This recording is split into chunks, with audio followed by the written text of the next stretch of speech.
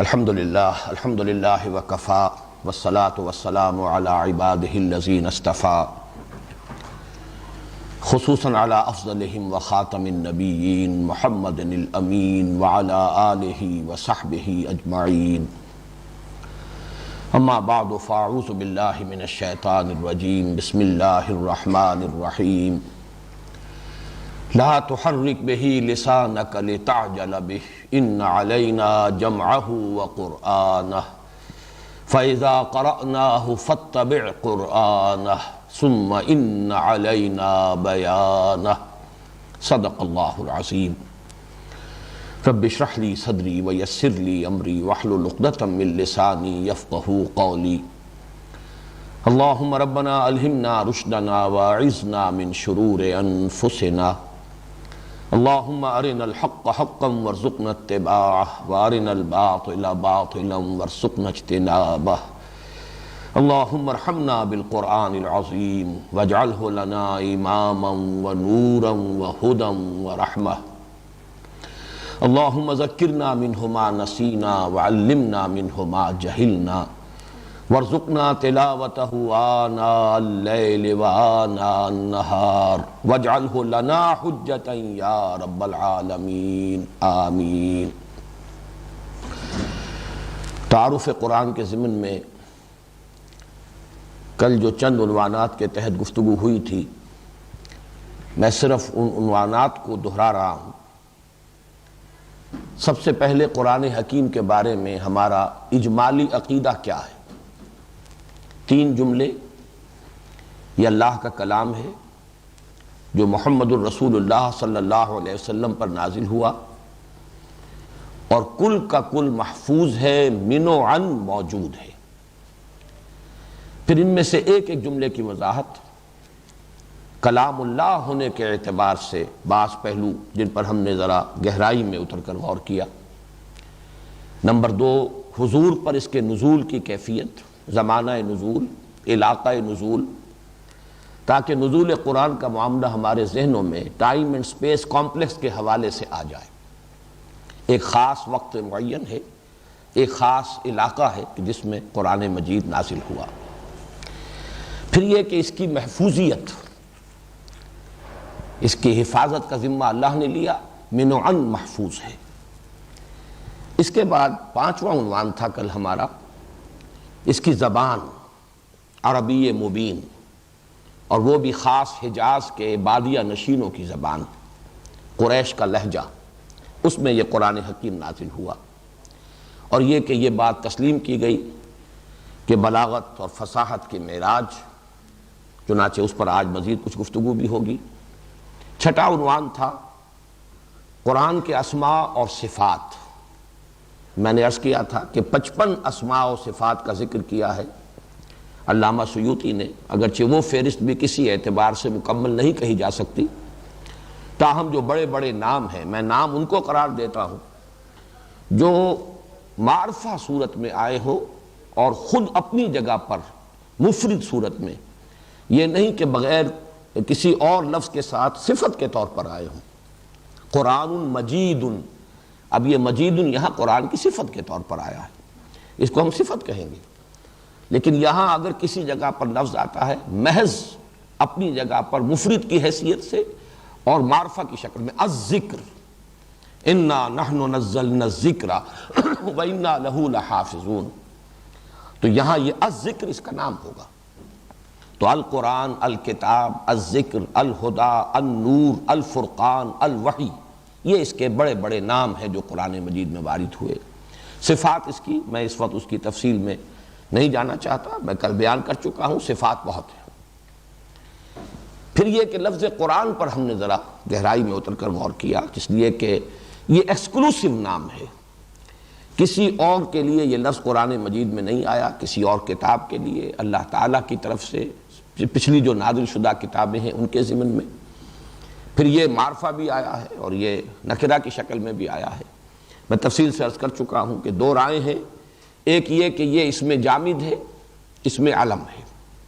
یہ کسی بھی روٹ سے مستنبت نہیں ہے، مشتق نہیں۔ ایک رائے یہ کہ نہیں، یہ مشتق ہے، لیکن اس کی روٹ کیا ہے، اس میں 2 رائے۔ قرن اس سے قرآن بنا، اور قرأ اس سے قرآن بنا۔ اس کی بھی تفصیل میں کل عرض کر چکا ہوں۔ ساتواں عنوان تھا کہ اس کا اسلوب کیا ہے۔ یہ شعر نہیں ہے، شاعری نہیں ہے جس کی سختی سے نفی کی گئی۔ ہمارا جو تصور ہے کتاب کا، وہ کتاب کا لفظ بھی اس پر اس طور سے اطلاق نہیں کیا جا سکتا۔ اس کے چیپٹرز نہیں ہیں، کتاب کوئی ایک مضمون شروع ہو کر ہر ایک باب میں اس کا ایک پہلو مکمل ہو جائے، یہ صورت نہیں ہے، بلکہ ہم دیکھتے ہیں کہ صورتوں میں مضامین تکرار کے ساتھ آئے۔ مثلاً قصہ آدم و ابلیس قرآن حکیم میں 7 صورتوں میں ریپیٹ ہوا ہے، اگرچہ ہر جگہ اس کا سیاق و سباق جدا ہے، لیکن یہ کہ اس طریقے کی تکرار بھی جو ہمارا عام تصور ہے کتاب کا، اس کے ساتھ مطابقت نہیں رکھتا۔ یہ خطبہ کے اسلوب پر ہے، اور ہم کہہ سکتے ہیں کہ یہ مجموعہ خطبات الہیہ ہے۔ لہذا خطبے کے جو اوصاف ہوتے ہیں اور اس کے جو خصائص ہیں، وہ قرآن حکیم میں جتنی بھی اصناف سخن ہمارے ہاں معروف ہیں، ان میں سب سے زیادہ قرآن مجید کا سٹائل اور اسلوب جو ہے وہ خطبے سے قریب ہے۔ اب آج ہمارے جو موضوعات ہیں ان میں سے پہلا ہے قرآن حکیم کی ترکیب اور تقسیم۔ قرآن کلام مرکب ہے، بہت سی چیزوں سے مل کر کوئی شے مرکب بنتی ہے۔ پھر یہ کہ اس کی تقسیم ہے سورتوں میں، آیات میں، احزاب میں، گروپس میں۔ تو ایک نظر اب ہمیں ڈالنی ہے قرآن حکیم کی ترکیب اور اس کی تقسیم پر۔ جیسے کہ میں نے ابھی عرض کیا کہ عام تصور ہمارا کوئی کتاب ہے تو اس کے ابواب ہوتے ہیں، لیکن قرآن حکیم پر ان اصطلاحات کا اطلاق نہیں ہوتا۔ قرآن حکیم نے اپنی اصطلاحات خود وضع کی، جو دنیا میں کسی اور بھی کتاب سے متعلق اصطلاحات سے کوئی ان کی مشابہت نہیں ہے۔ چنانچہ علامہ جاحظ نے بڑا خوبصورت ایک عنوان قائم کیا ہے۔ وہ کہتے ہیں کہ عرب اس سے واقف تھے کہ جو شعراء تھے، ان کے بڑے بڑے شعراء، ان کے دیوان ہوتے تھے۔ سارا کلام جمع ہو گیا کتابی شکل میں تو وہ دیوان کہلائے گا۔ دیوان کی جگہ پر کہا جا سکتا ہے کہ اگر اس کو ہم کسی درجے میں بھی تمثیل اور مثال اور تشبیہ سے سمجھنا چاہیں تو اس کے مقابلے میں لفظ قرآن ہے۔ پھر وہ قصیدے ہوتے تھے علیحدہ علیحدہ۔ ہمارے ہاں بھی کسی شاعر کا دیوان ہوگا تو اس میں قصائد ہوں گے، اس میں غزلیں ہوں گی۔ قرآن حکیم میں اس لیول پر جو لفظ ہے وہ سورت ہے، سورتوں پر مشتمل ہے اللہ تعالیٰ کا یہ کلام قرآن حکیم۔ پھر وہ قصیدے، وہ اگر کوئی کتاب کوئی نثر کی ہے تو وہ جملوں پر مشتمل ہوگی، کوئی مقالات، اور نظم کی ہے تو بیت، ابیات یا اشعار پر۔ اس کی جگہ پر قرآن مجید کی اصطلاح ہے آیات، آیت۔ تو یہ اصطلاحات جو ہے، اور شاعری میں ہم کہتے ہیں قافیہ، ردیف کے ساتھ ساتھ ایک لفظ قوافی، اشعار کے اختتام پر۔ قرآن حکیم پر بھی اگرچہ ہم عام گفتگو میں اس لفظ کا اطلاق کر دیتے ہیں کہ قرآن مجید کی آیات کے اندر بھی آخری الفاظ جو ہیں ان کے اندر صوتی آہنگ ہے، تو جو کہ شعر کے اندر ہوتا ہے تو ہم اسے قافیہ کہتے ہیں، قوافی کہتے ہیں۔ یہاں انہیں فواصل کہا جاتا ہے، قافیے کا لفظ استعمال نہیں کیا جاتا کہ کسی بھی درجے میں شعر کے ساتھ جو ہے کوئی مشابہت پیدا نہ ہو جائے۔ اب میں یہ چاہتا ہوں کہ ان الفاظ کی بھی ذرا گہرائی میں اتر کر ان کی حقیقت کو سمجھ لیا جائے۔ سب سے پہلا جو قرآن مجید کی اکائی ہے جس سے قرآن مرکب ہوا ہے، اس کا جو یونٹ ہے وہ آیت ہے۔ آیت کا حقیقی مفہوم ہے نشانی۔ یہ لفظ خاص قرآن مجید نے اپنے جو بھی اس کی ابتدائی جو اکائی ہے اس کے لیے لفظ اخذ کیا آیت، نشانی۔ کس شے کی نشانی؟ اللہ کے علم و حکمت کی نشانی۔ یہ آیت کا لفظ قرآن مجید میں بہت سے معنی میں استعمال ہوا ہے۔ آیات آفاقی، اس کائنات میں ہر طرف اللہ تعالیٰ کی نشانیاں ہیں، اس کی قدرت، اس کے علم، اس کی حکمت، اس کے علی کل شیء قدیر ہونے کی گواہی مل رہی ہے، ہر شے گواہی دے رہی ہے۔ تو گویا کہ ہر شے اللہ کی نشانی ہے۔ پھر کچھ نشانیاں ہمارے اندر ہیں، وفی انفسکم افلا تبصرون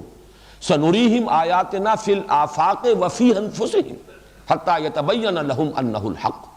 تو ہمارے اندر بھی نشانیاں ہیں اللہ کی۔ تو آیات آفاقی، آیات انفسی۔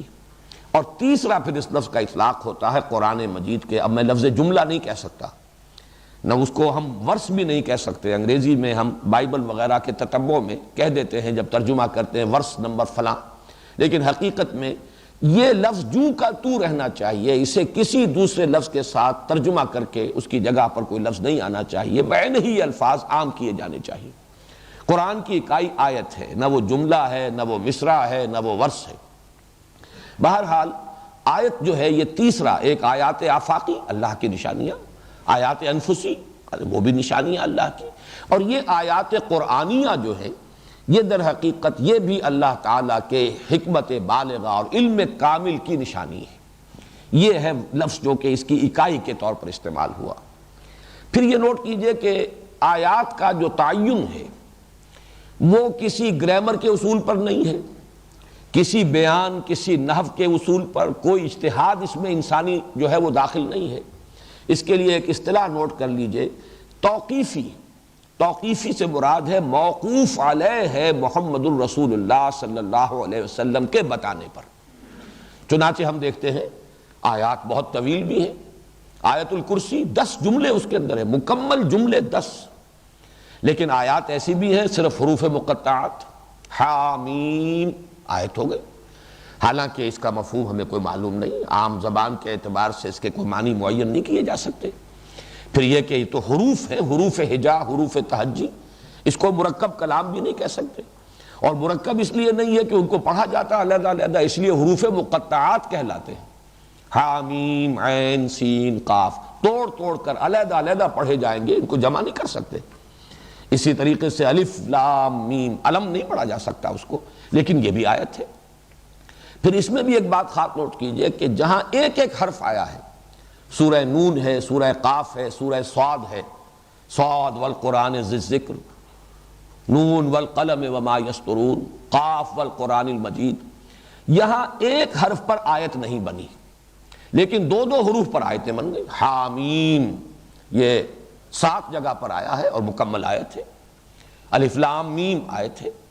البتہ یہ بھی نوٹ کرنے کی بات ہے الف لام را 3 حروف ہیں اور وہ آیت نہیں ہے۔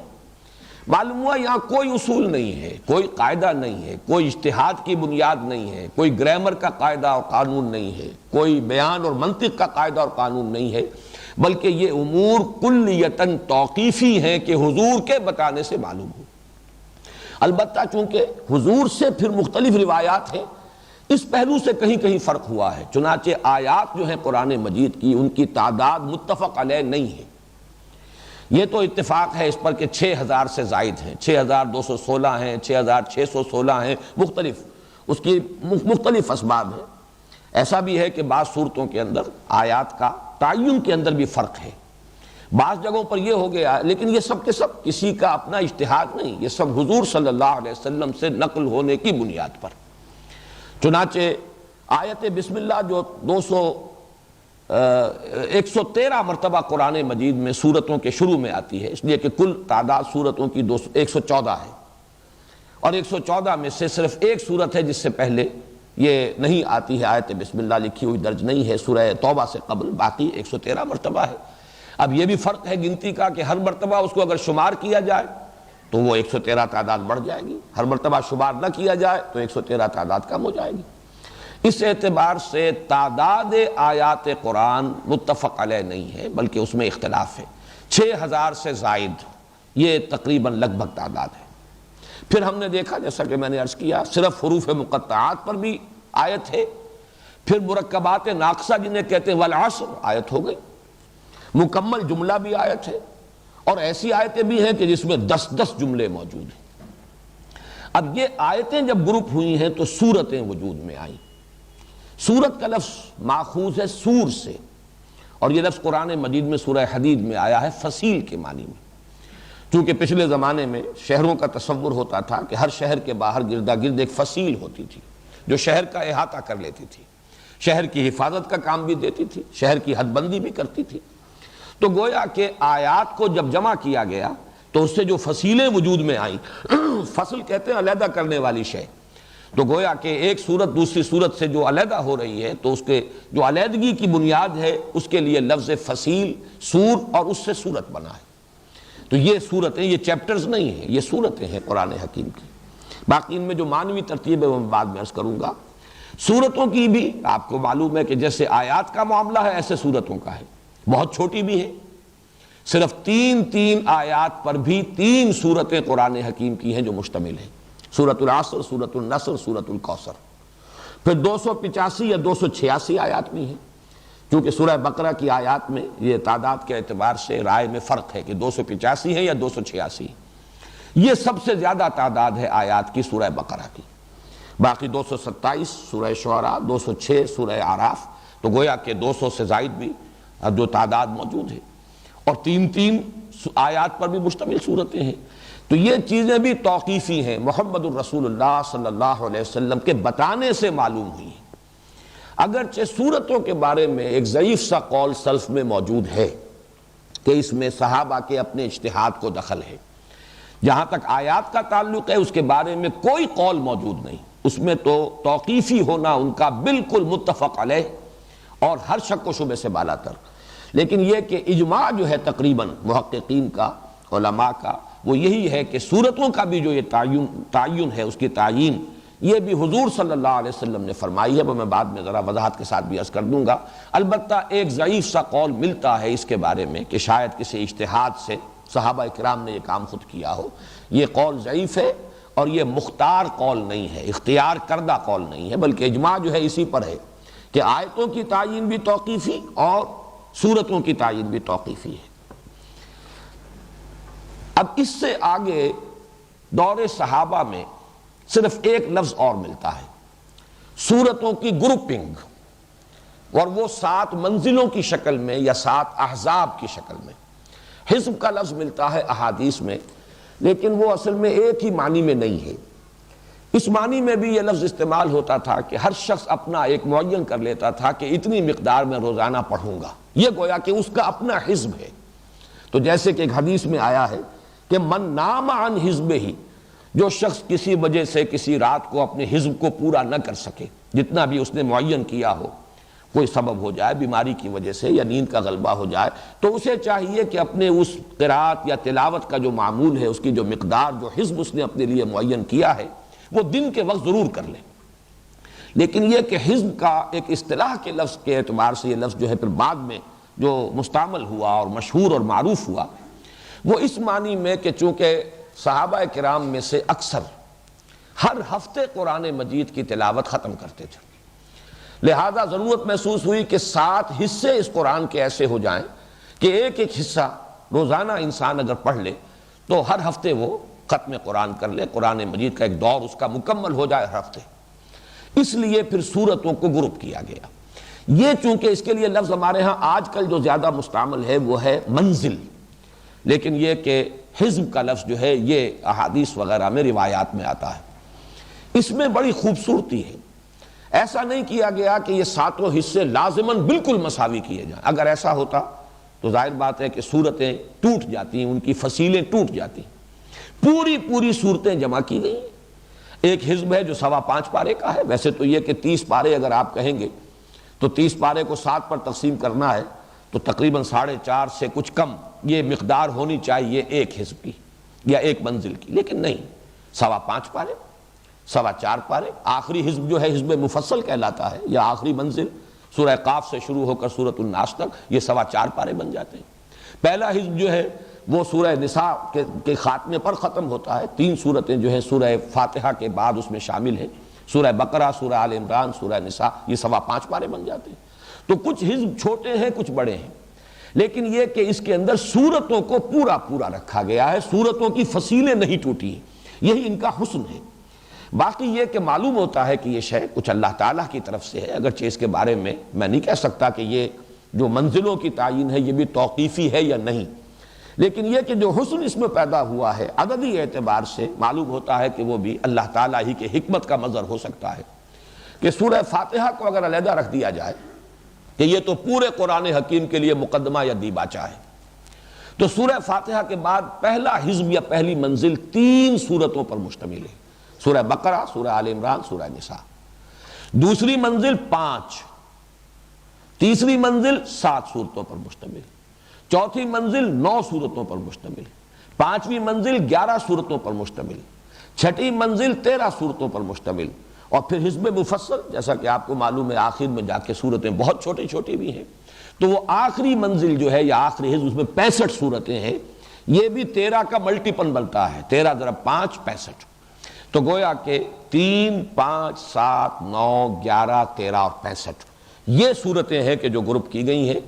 اور ان صورتوں کے گروپنگ سے حزب وجود میں آئے۔ صورتوں کی تعداد میں عرض کر چکا ہوں کہ وہ متفق علیہ ہے 114، اس میں کوئی شک و شبہ کی گنجائش نہیں۔ یہ تو ہوئی ترکیب۔ جیسے میں نے عرض کیا تھا، انسانی کلام جو ہے وہ حروف و اصوات سے مرکب ہوتا ہے، ہر زبان میں حروف ہجا ہیں، پھر یہ کہ حروف مل کر کلمات بناتے ہیں، کلمات سے پھر آگے کلام جو ہے وجود میں آتا ہے، وہ کلام منظوم ہو یا نثریہ کلام ہو۔ اسی طریقے سے قرآن مجید کی ترکیب ہے، حروف سے مل کر کلمات بنے، وہ کلمات جو ہے آیات کی شکل اختیار کی، آیات جمع ہوئی صورتوں کی شکل میں، صورتیں جمع ہو گئی منزلوں یا احزاب کی شکل میں۔ ویسے آج کل جو قرآن حکیم بہت بڑی تعداد میں شائع ہوا ہے سعودی عرب کے زیر اہتمام، اور بڑی خوبصورتی سے اور اہتمام سے شائع ہوا ہے، اس میں حزب کا لفظ بالکل ایک نئی معنی میں آیا ہے، اور وہ یہ کہ انہوں نے ہر پارے کو 2 حزب بنا دیا، گویا کہ نصف پارے کی بجائے لفظ حزب ہے ان کے ہاں۔ پھر وہ حزب جو ہے وہ بھی پھر 4 حصوں میں منقسم، ربع حزب، نصف حزب، اور پھر 3 ثلاث جو ہے ثلاثہ جو کہلاتے ہیں، تو گویا کہ ہر پارے میں انہوں نے 8 حزب بنا دیے۔ یہ لفظ حزب کا ایک بالکل نیا استعمال ہے، اس کی کیا سند ہے، کیا دلیل ہے، کہاں سے ماخوذ ہے، یہ میرے علم میں نہیں۔ اب میں آ رہا ہوں تقسیم کی طرف۔ یہ تقسیم ہوئی ہے، پہلی تقسیم سورتوں کی ہے رکوعوں میں۔ یہ تقسیم دور صحابہ میں، دور نبوی میں موجود نہیں تھی۔ یہ تقسیمیں جو اب میں آپ کو بتا رہا ہوں، یہ زمانہ ما بعد کی پیداوار ہے۔ رکوعوں میں جو تقسیم کی گئی وہ بڑی سورتوں کو، 35 صورتیں قرآن حکیم کی وہ ہیں جو ایک ہی رکوع پر مشتمل ہیں، یعنی وہ اتنی چھوٹی ہیں کہ انہیں ایک رکعت میں آسانی سے پڑھا جا سکتا ہے۔ لیکن یہ کہ بقیہ صورتیں چونکہ طویل بھی ہیں، سورہ بقرہ 286 یا 285 آیات، ظاہر بات ہے ایک رکعت میں، ویسے حضور صلی اللہ علیہ وسلم سے تو منقول ہے کہ آپ نے ایک رات اپنی نماز میں ایک رکعت میں 3 صورتیں، یہ پوری منزل مکمل کی ہے، سورہ بقرہ، سورہ آل عمران، سورہ نساء۔ لیکن یہ کہ یہ تو استثناءات کی بات ہے، باقی یہ کہ عام طور پر نمازوں میں تو رکوع بنا ہے رکعت سے، جتنا ایک رکعت میں پڑھنا مناسب ہو۔ اور یہ تقسیم جو ہوئی ہے حجاج ابن یوسف کے زمانے میں، یہ تابعین کا دور ہے، یعنی حضور کے زمانے میں، زمانہ نبوت میں اس کا کوئی ذکر نہیں، اور پھر اس کے بعد صحابہ کرام کے زمانے میں، خلافت راشدہ میں کوئی ذکر نہیں، یہ تابعین کے دور میں تقسیم ہوئی ہے رکوعوں میں۔ لیکن یہ ضرور نظر آتا ہے، جتنا بھی میں نے غور کیا ہے، کہ بڑی محنت سے یہ تقسیم کی گئی ہے،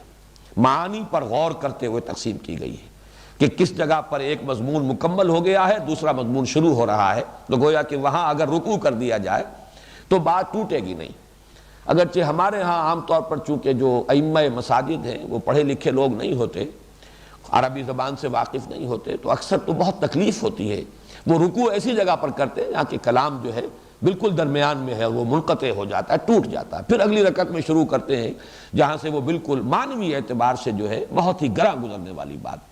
لیکن رکوعوں کی تقسیم بائی اینڈ لارج کہیں کہیں تو محسوس ہوتا ہے کہ یہ اگر یہاں سے ہٹا کر یہاں ہوتا، یہ آیت اس رکوع میں شامل کی گئی ہوتی، یا رکوع کا نشان اس آیت سے پہلے ہوتا تو بہتر ہوتا معنی اعتبار سے اور مفہوم کے اعتبار سے۔ لیکن اکثر و بیشتر رکوعوں کی تقسیم معنوی اعتبار سے صحیح ہے اور بڑی محنت سے ہوئی ہے، گہرائی میں غور کر کے لوگوں نے کی۔ اس کے علاوہ جو تقسیم ہے وہ ہے پاروں کی شکل میں۔ یہ تقسیم جو ہے یہ تو اور بھی بعد کے زمانے کی ہے، اور یہ بڑی بھونڈی تقسیم ہے، اس لیے کہ اس میں صورتوں کی فصیلیں توڑ دی گئیں۔ یہ تو محسوس ہوتا ہے کہ جب مسلمانوں کا وہ جوش ایمانی اور جذبہ ایمانی، حرارت ایمان کم ہوا، اور لوگوں نے اب معمول بنانا چاہا کہ ہر مہینے میں ایک مرتبہ قرآن ختم کریں،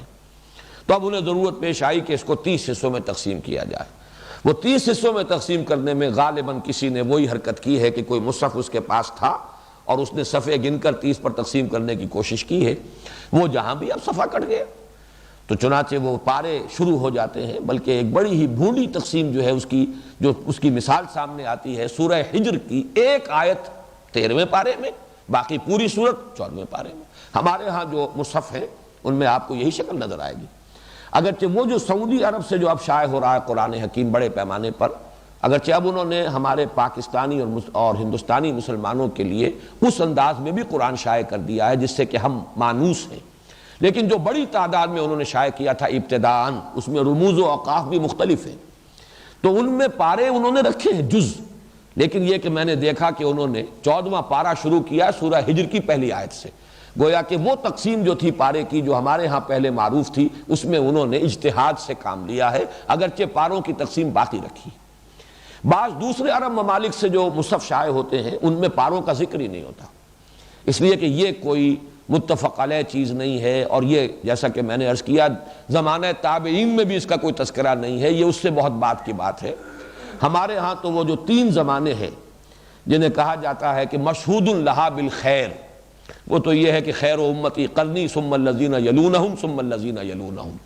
دور صحابہ، پھر تابعین، پھر تبع تابعین، یہ زمانہ جو ہے یوں سمجھیے کہ ان 3 کو تو ہم کہتے ہیں قرون مشہود لہا بالخیر، باقی اس کے بعد کا کوئی معاملہ اگر ہے تو وہ پھر حجت نہیں ہے، اس کی کوئی اہمیت دین کے اندر مستقل اور دائمی نہیں۔ اب آئیے اگلا موضوع ہے ہمارا، یہ تو ترکیب اور تقسیم پر میں نے گفتگو کی، اب ہے ترتیب اور تدوین۔ ترتیب کے ضمن میں پہلی بات جو بالکل متفق علیہ ہے، جس میں کسی شک و شبے کی گنجائش نہیں، کہ ترتیب نزولی بالکل مختلف ہے قرآن کی، اور ترتیب مصحف بالکل مختلف، اس میں تو کسی شک و شبے کی گنجائش نہیں۔ اکثر و بیشتر جو ہے جو ابتدا میں صورتیں نازل ہوئی ہیں وہ اختتام پر درج ہیں مصحف میں، اور ہجرت کے بعد جو صورتیں نازل ہوئیں سورہ بقرہ، سورہ آل عمران، سورہ نساء، سورہ مائدہ تو سن 7 میں جا کر نازل ہوئی ہے، 7 ہجری میں،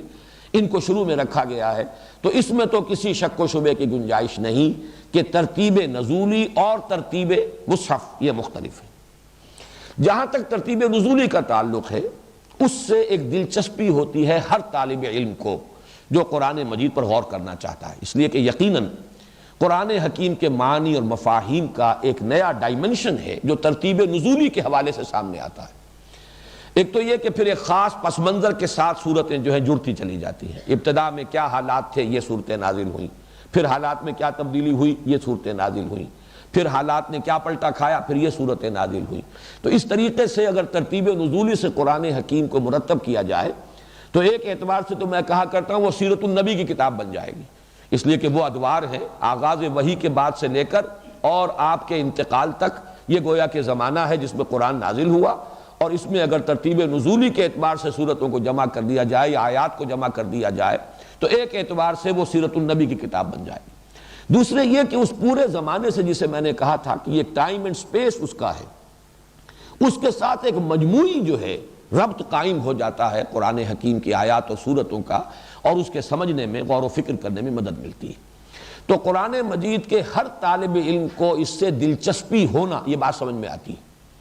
اسی اعتبار سے بعض صحابہ کے بارے میں روایت آئی ہے کہ انہوں نے قرآن حکیم کو ترتیب نزولی سے مرتب کیا تھا۔ خاص طور پر حضرت علی رضی اللہ تعالیٰ عنہ کے بارے میں یہ بات بہت شد و مد کے ساتھ کہی جاتی ہے کہ انہوں نے اس کو مرتب کیا تھا، اور عوام کی سطح پر یہ مشہور ہے کہ اہل تشیع اسی کو مستند قرآن مانتے ہیں، اور وہ یہ کہتے ہیں کہ وہی اصل قرآن ہے، اور جو کہ اب بھی جو ان کے امام جو ہیں 12ویں وہ چھپے ہوئے ہیں، روپوش ہیں، غیبت کبریٰ کا یہ دور ہے ان کا، تو وہ مصحف حضرت علی کا ان کے پاس ہے، اور اصل مصحف وہی ہے۔ جب وہ ظاہر ہوں گے تو پھر وہ اپنا مصحف لے کر آئیں گے، اصل قرآن، گویا کہ یہ قرآن اس وقت تک کے لیے انٹرم پیریڈ کے لیے وہ قبول کرتے ہیں، لیکن یہ ان کے عوام کی بات ہے، عام طور پر ان کی طرف یہی بات منسوب ہے۔ لیکن جیسا کہ میں نے کل بھی عرض کیا تھا، اور آج ایک شیعہ عالم دین میرے پاس آئے بھی تھے جن کا مضمون بھی نوائے وقت میں چھپا ہے، جمہوریت نہیں خلافت کے معاملے میں میری رائے پر انہوں نے کچھ تنقید کی ہے، میں نے انہیں فون کیا تھا، وہ آج تشریف لے آئے، گفتگو ہوئی، تو انہوں نے تو بہت ہی شد و مد کے ساتھ نفی کی ہے، ہم اسی قرآن کو مانتے ہیں، یہی اصل قرآن ہے، اور اسے محفوظ مانتے ہیں، من و عن مانتے ہیں، ہمارے نزدیک کوئی آیت اس سے خارج نہیں ہوئی، کوئی شے باہر سے اس میں داخل نہیں ہوئی، یہی جو دو دفتیوں کے مابین ہے، مابین دفتین، یہی در حقیقت قرآن ہے۔ بہرحال جیسے کہ میں نے کل بھی عرض کیا تھا، آج تو خیر ان سے ملاقات ہوئی ہے، السید ہادی نقوی قمی وہ ہیں، تو لیکن یہ کہ بہرحال میں نے کل بھی بات یہی کہی تھی کہ میں یقین کے ساتھ نہیں کہہ سکتا۔ تو بہرحال ہمارے نزدیک اگر حضرت علی کے پاس ایسا کوئی مصحف تھا بھی، اگر آپ نے مرتب کیا بھی تھا، تو اس میں کوئی حرج کی بات نہیں،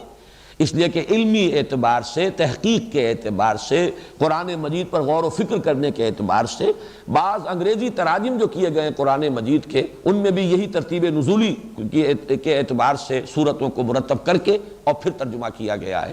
تو علمی اعتبار سے اس میں کوئی حرج نہیں، لیکن اصل حجت یہ ترتیب مصحف کی ہے۔ یہ ترتیب، جیسا کہ میں ابھی بعد میں عرض کروں گا، یہ ترتیب ہوئی ہے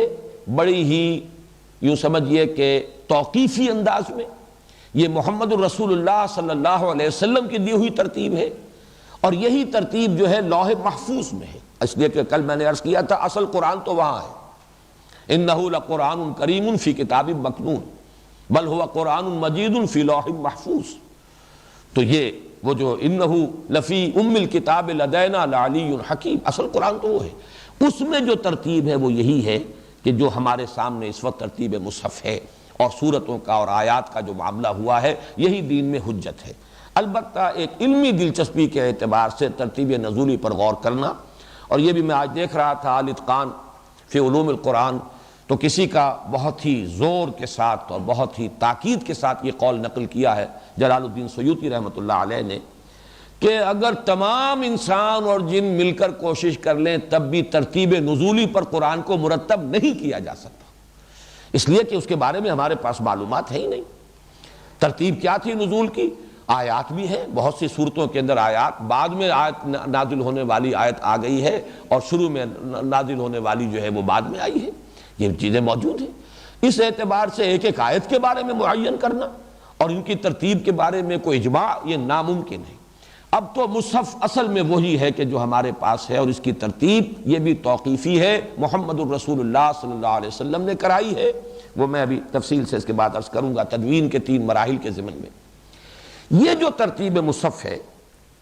اس کے اعتبار سے سورتوں کی ایک نئی گروپنگ کی طرف رہنمائی ہوئی ہے اس دور میں آ کر۔ چنانچہ مولانا حمید الدین فراہی رحمۃ اللہ علیہ نے چونکہ خاص طور پر فوکس کیا اپنی توجہ کو نظم قرآن پر، آیات کا باہمی ربط، آیتوں کا وہ کون سا قدر مشترک کا معاملہ ہے جس کی بنا پر انہیں صورتوں میں جمع کیا گیا، یہ مفہوم کہ ہر صورت کا ایک عمود ہے، ایک مرکزی مضمون ہے۔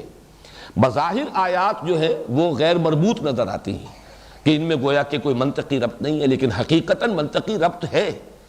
ہر آیت جو ہے وہ مربوط ہے اس صورت کے عمود کے ساتھ۔ پھر یہ کہ یہ صورتیں جو ہیں یہ جوڑوں کی شکل میں ہیں، یہ چیزیں اس دور میں مولانا فراہی رحمۃ اللہ علیہ نے زیادہ توجہ کی، مولانا اصلاحی صاحب نے اس بات کو پھر بہت آگے بڑھایا ہے۔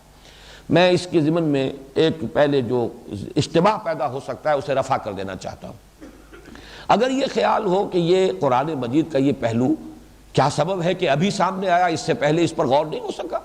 کیا ہمارے اسلاف قرآن مجید پر تدبر کا حق ادا نہیں کرتے تھے، تو اس اشتباہ کو اپنے ذہن میں نہ آنے دیں، اس لیے کہ قرآن مجید کی شان یہ ہے کہ اس کے عجائب کبھی ختم نہیں ہوں گے، یہ تو محمد الرسول اللہ صلی اللہ علیہ وسلم کا اپنا قول ہے، لا تنقضی عجائبہ۔ اگر ہم یہ سمجھتے ہیں کہ کسی خاص دور کے علماء اور مفکرین اور محققین گویا کہ قرآن مجید کے علم کا احاطہ کر چکے بتمام و کمال، تو یہ قرآن مجید پر بھی طعن ہوتا اور خود حضور صلی اللہ علیہ وسلم کے اس قول کی بھی نفی ہوتی، لا تنقضی عجائبہ۔ یہ تو جیسے جیسے زمانہ آگے بڑھے گا قرآن مجید کے عجائب، قرآن مجید کی حکمتیں، قرآن مجید میں سے نئے نئے علوم، معارف کے نئے نئے خزانے جو ہیں برآمد ہوتے رہیں گے، لا تنقضی عجائبہ ولا یخلق عن کثرت الرد ولا یشبع عنہ العلماء۔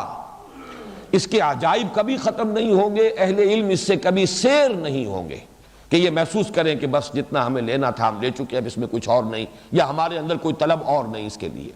بلکہ یہ کہ وہ ہمیشہ اس کے لیے کوشاں رہیں گے، غور کرتے رہیں گے، نئے نئے علوم، نئے نئے نکات اس میں سے برآمد ہوتے رہیں گے۔ اس پہلو سے، اس حدیث کے روح سے بھی یہ بات جو ہے ہمارے لیے کوئی مستبد بات نہیں ہے کہ ہم اسے سمجھیں کہ یہ ناقابل قبول ہے، یہ ایک خاص پہلو ہے قرآن مجید کا، اللہ تعالیٰ کی حکمت میں یہی زمانہ اس کے لیے معین تھا،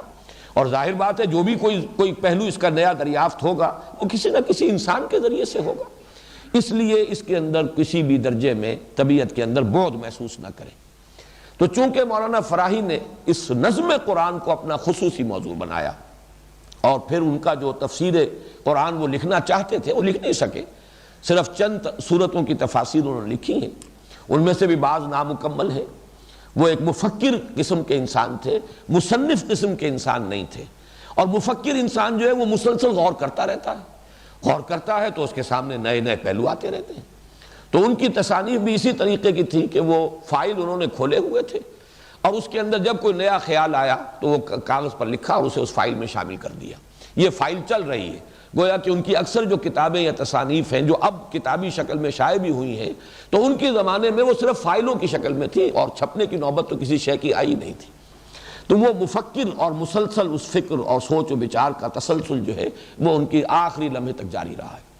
لیکن یہ کہ انہوں نے جو کام کیا تو اس میں جو مقدمہ نظام القرآن لکھا ہے انہوں نے، وہ واقعتاً ان کے فکر اور ان کی سوچ کی بڑی صحیح نمائندگی کر دیتا ہے۔ اس پر پھر ان کے شاگرد رشید مولانا امین حسن اصلاحی نے بات کو آگے بڑھایا ہے۔ میں چند اس کے جو نکات ہیں وہ آپ کے سامنے رکھ رہا ہوں۔ پہلی بات یہ کہ ہر صورت کا ایک عمود ہے،